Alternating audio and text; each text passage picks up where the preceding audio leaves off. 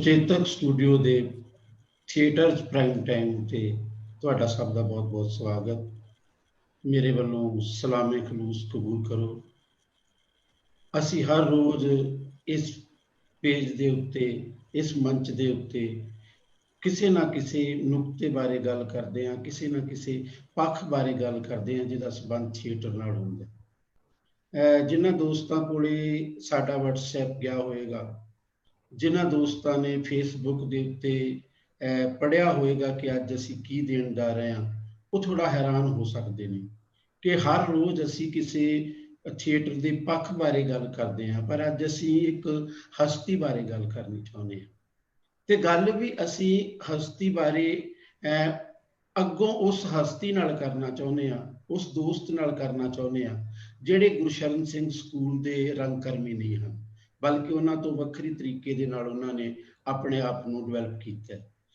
ਇਹ ਕਿਉਂ ਕਰ ਰਹੇ ਹਾਂ? ਮੇਰਾ ਖਿਆਲ ਹੈ ਕਿ ਅਗਲੇ 1 ਘੰਟੇ ਦੇ ਵਿੱਚ ਤੁਹਾਨੂੰ ਇਸ ਕਿਉਂ ਦਾ ਜਵਾਬ ਜ਼ਰੂਰ ਮਿਲ ਜਾਏਗਾ।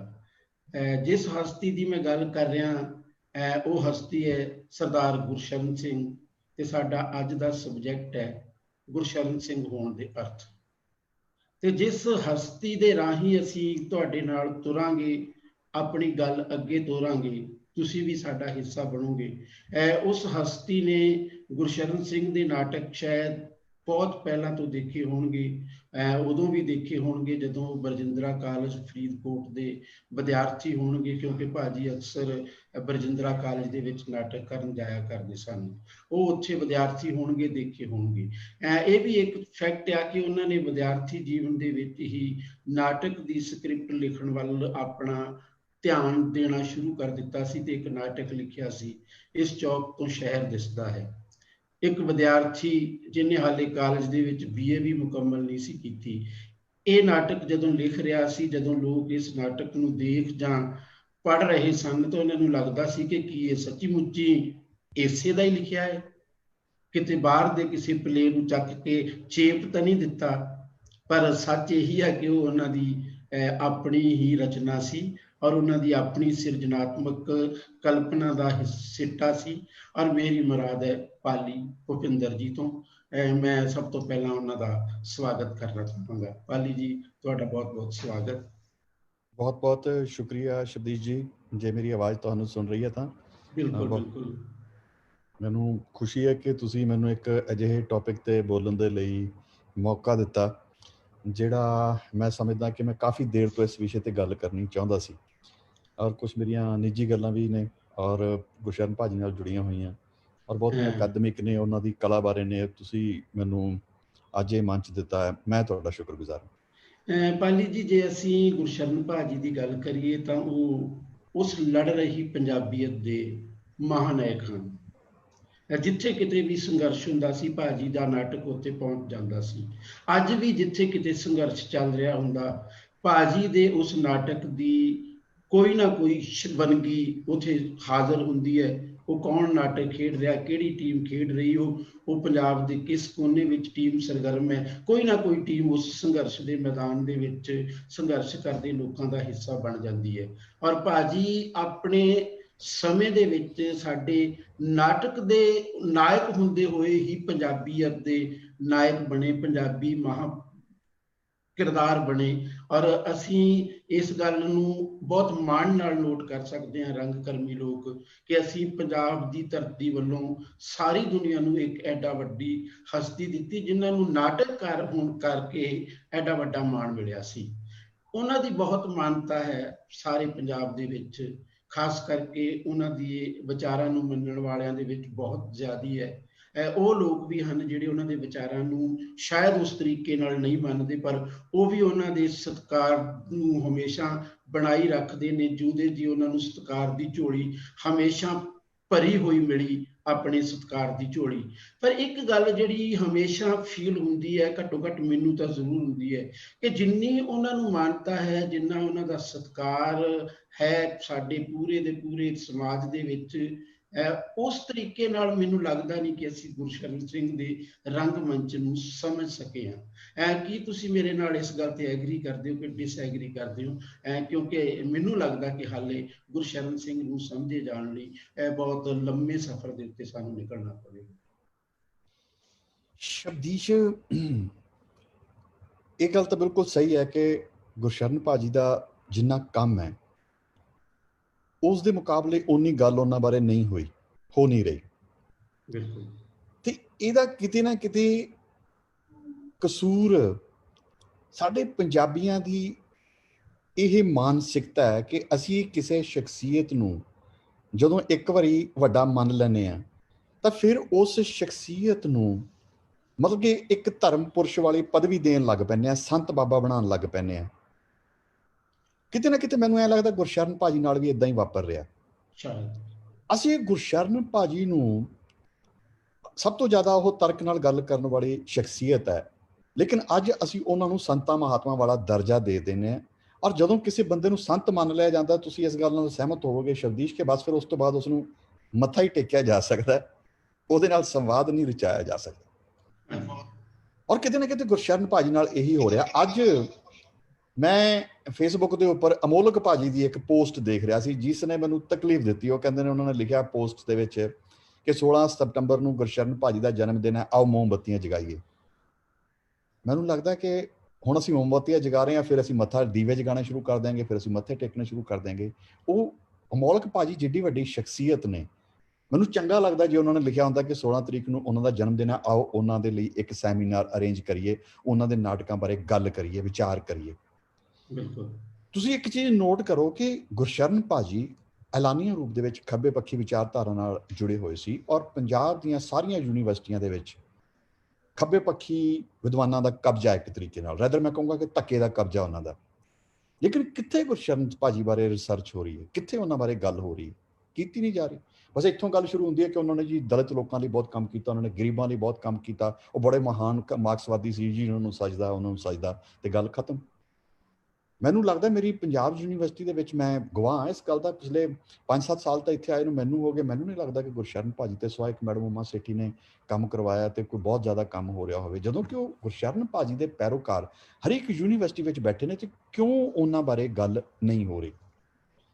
ਦੇਖੋ, ਸ਼ਰਧਾਂਜਲੀ ਸਮਾਰੋਹ ਕਰਨ ਨਾਲ, ਉਹਨਾਂ ਨੂੰ ਸ਼ਰਧਾ ਭੇਟ ਕਰਨ ਨਾਲ, ਉਹਨਾਂ ਲਈ ਮੋਮਬੱਤੀਆਂ ਜਗਾਏ ਲੈਣ, ਇਹਦੇ ਨਾਲ ਗੁਰਸ਼ਰਨ ਭਾਜੀ ਦਾ ਮਸਲਾ ਹੱਲ ਨਹੀਂ ਹੋਣਾ, ਉਹਨਾਂ ਬਾਰੇ ਸਹੀ ਗੱਲ ਨਹੀਂ ਹੋਣੀ।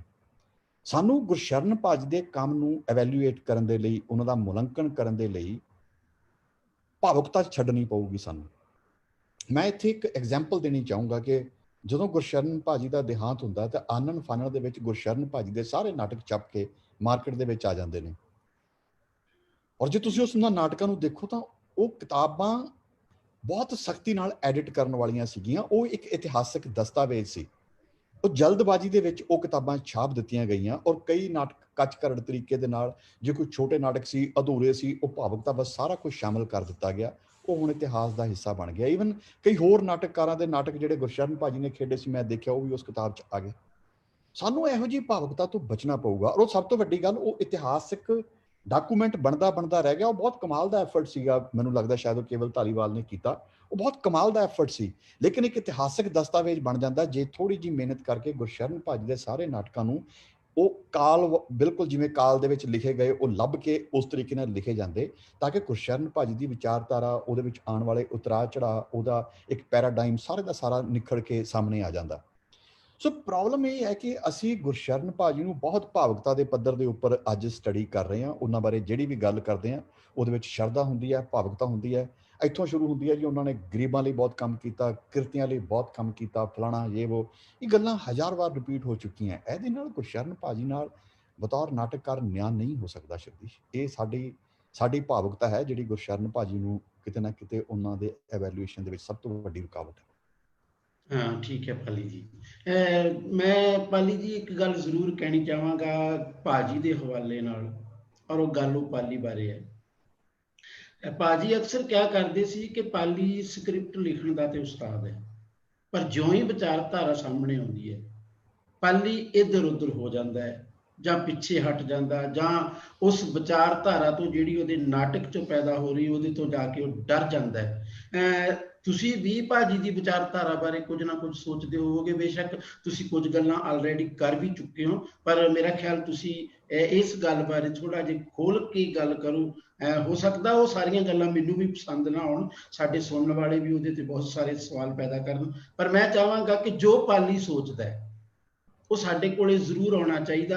ਸਵਾਲ ਇਹ ਨਹੀਂ ਹੈ ਕਿ ਅਸੀਂ ਉਹਦੇ ਨਾਲ ਐਗਰੀ ਕਰਦੇ ਹਾਂ, ਅਸੀਂ ਡਿਸਐਗਰੀ ਕਰਦੇ। ਸਵਾਲ ਇਹ ਵੀ ਹੈ ਕਿ ਸਾਡੇ ਸਮੇਂ ਦੇ ਵਿੱਚ ਕੌਣ ਕਿਵੇਂ ਕਿਵੇਂ ਸੋਚ ਰਿਹਾ ਔਰ ਪਾਲੀ ਕਿਵੇਂ ਸੋਚ ਰਿਹਾ। ਵਿਚਾਰਧਾਰਾ ਦੇ ਸਵਾਲ ਨੂੰ ਲੈ ਕੇ ਸਾਨੂੰ ਜ਼ਰੂਰ ਉਹਦੇ ਬਾਰੇ ਇਲਮ ਹੋਣਾ ਚਾਹੀਦਾ, ਔਰ ਮੈਂ ਚਾਹਾਂਗਾ ਤੁਸੀਂ ਆਪਣੀ ਜ਼ੁਬਾਨੀ ਉਹਦੇ ਬਾਰੇ ਜ਼ਰੂਰ ਗੱਲਾਂ ਕਰੋ। ਅਦਰਵਾਈਜ਼ ਫਿਰ ਸਾਨੂੰ ਕਹਿਣਾ ਪਊਗਾ ਕਿ ਪਾਲੀ ਇਹ ਸੋਚਦਾ, ਫਿਰ ਪਾਲੀ ਜਵਾਬ ਦੇਗਾ ਕਿ ਨਹੀਂ, ਮੈਂ ਇਸ ਤਰ੍ਹਾਂ ਬਿਲਕੁਲ ਹੀ ਨਹੀਂ ਸੋਚਦਾ। ਸ਼ਿਵਦੀਪ, ਜਿੱਥੋਂ ਦਾ ਅੱਜ ਮੈਂ ਆਪਣੇ ਬਾਰੇ ਗੱਲ ਨਹੀਂ ਕਰਨੀ ਚਾਹਾਂਗਾ। ਅੱਜ ਬੜੀ ਦੇਰ ਬਾਅਦ ਮੈਨੂੰ ਗੁਰਸ਼ਰਨ ਭਾਜੀ ਬਾਰੇ ਜ਼ਿੰਦਗੀ 'ਚ ਪਹਿਲੀ ਵਾਰੀ ਉਹਨਾਂ ਬਾਰੇ ਇੱਦਾਂ ਗੱਲ ਕਰਨ ਦਾ ਮੌਕਾ ਮਿਲਿਆ। ਅੱਜ ਮੈਂ ਆਪਣੀ ਕੋਈ ਗੱਲ ਨਹੀਂ ਕਰਨਾ ਚਾਹੁੰਦਾ। ਗੁਰਸ਼ਰਨ ਭਾਜੀ ਨੇ ਮੈਨੂੰ ਵੀ ਇੱਕ ਦੋ ਵਾਰੀ ਕਿਹਾ ਸੀਗਾ ਕਿ ਤੂੰ ਤੇ ਇੱਦਾਂ, ਜਿਵੇਂ ਉਹਨਾਂ ਨੇ ਮਜ਼ਾਕ 'ਚ ਕਿਹਾ, ਓਏ ਤੇਰਾ ਗੁਰੂ ਜਿਹੜਾ ਹੈਗਾ ਆਤਮਜੀਤ ਹੈਗਾ, ਤੂੰ ਉਸੇ ਤਰੀਕੇ ਦੇ ਨਾਲ ਖੁੱਲੇ ਫੁੱਲੇ ਜਿਹੇ ਨਾਟਕ ਲਿਖਦਾ, ਖਿੰਡਰੇ ਪਿੰਡਰੇ ਜੇ। ਤੇ ਚਲੋ ਮੈਂ ਫਿਰ ਇਸ ਵਿਸ਼ੇ ਤੇ ਕਦੇ ਗੱਲ ਕਰਾਂਗਾ ਆਪਣੇ ਬਾਰੇ। ਅੱਜ ਮੇਰੇ ਨਾਟਕ ਮੇਰਾ ਅੱਜ ਵਿਸ਼ਾ ਨਹੀਂ ਹੈ। ਮੈਂ ਔਰ ਜਿੱਥੇ ਤੱਕ ਗੁਰਸ਼ਰਨ ਭਾਜੀ ਦੀ ਵਿਚਾਰਧਾਰਾ, ਦੇਖੋ ਉਹਦੇ ਵਿੱਚ ਸਾਨੂੰ ਕੋਈ ਦੋ ਰਾਏ ਨਹੀਂ ਹੋਣਾ ਚਾਹੀਦਾ। ਗੁਰਸ਼ਰਨ ਭਾਜੀ ਐਲਾਨੀਆ ਰੂਪ ਦੇ ਵਿੱਚ ਖੱਬੇ ਪੱਖੀ ਨਾਟਕਕਾਰ ਰਹੇ ਸਾਰੀ ਉਮਰ, ਠੀਕ ਹੈ, ਔਰ ਉਹਨਾਂ ਨੇ ਇਸ ਗੱਲ ਤੋਂ ਕਦੇ ਇਨਕਾਰ ਨਹੀਂ ਕੀਤਾ ਪਹਿਲੇ ਨਾਟਕਾਂ ਤੋਂ। ਰੈਦਰ ਜਦੋਂ ਉਹ ਨਾਟਕ ਲਿਖ ਵੀ ਨਹੀਂ ਰਹੇ ਸੀ, ਉਹ ਜਤਿੰਦਰ ਬਰਾੜ ਹੋਰਾਂ ਨਾਲ ਮਿਲ ਕੇ ਜਦੋਂ ਥੀਏਟਰ ਕਰ ਰਹੇ ਸਨ ਅੰਮ੍ਰਿਤਸਰ ਦੇ ਵਿੱਚ, ਉਹ ਐਜ਼ ਐਕਟਰ ਉੱਥੇ ਕੰਮ ਕਰਦੇ ਹੋਏ ਵੀ, ਜਿਵੇਂ ਕਿ ਲੋਹੇ ਦੀ ਭੱਠੀ ਦੇ ਵਿੱਚ ਜੇ ਤੁਸੀਂ ਸਾਰਾ ਨਾਟਕ ਪੜ੍ਹੋ, ਉਹ ਸਾਫ਼ ਪਤਾ ਲੱਗਦਾ ਕਿ ਉਹ ਦੋ ਨਾਟਕਕਾਰਾਂ ਦਾ ਲਿਖਿਆ ਹੋਇਆ ਹੈ।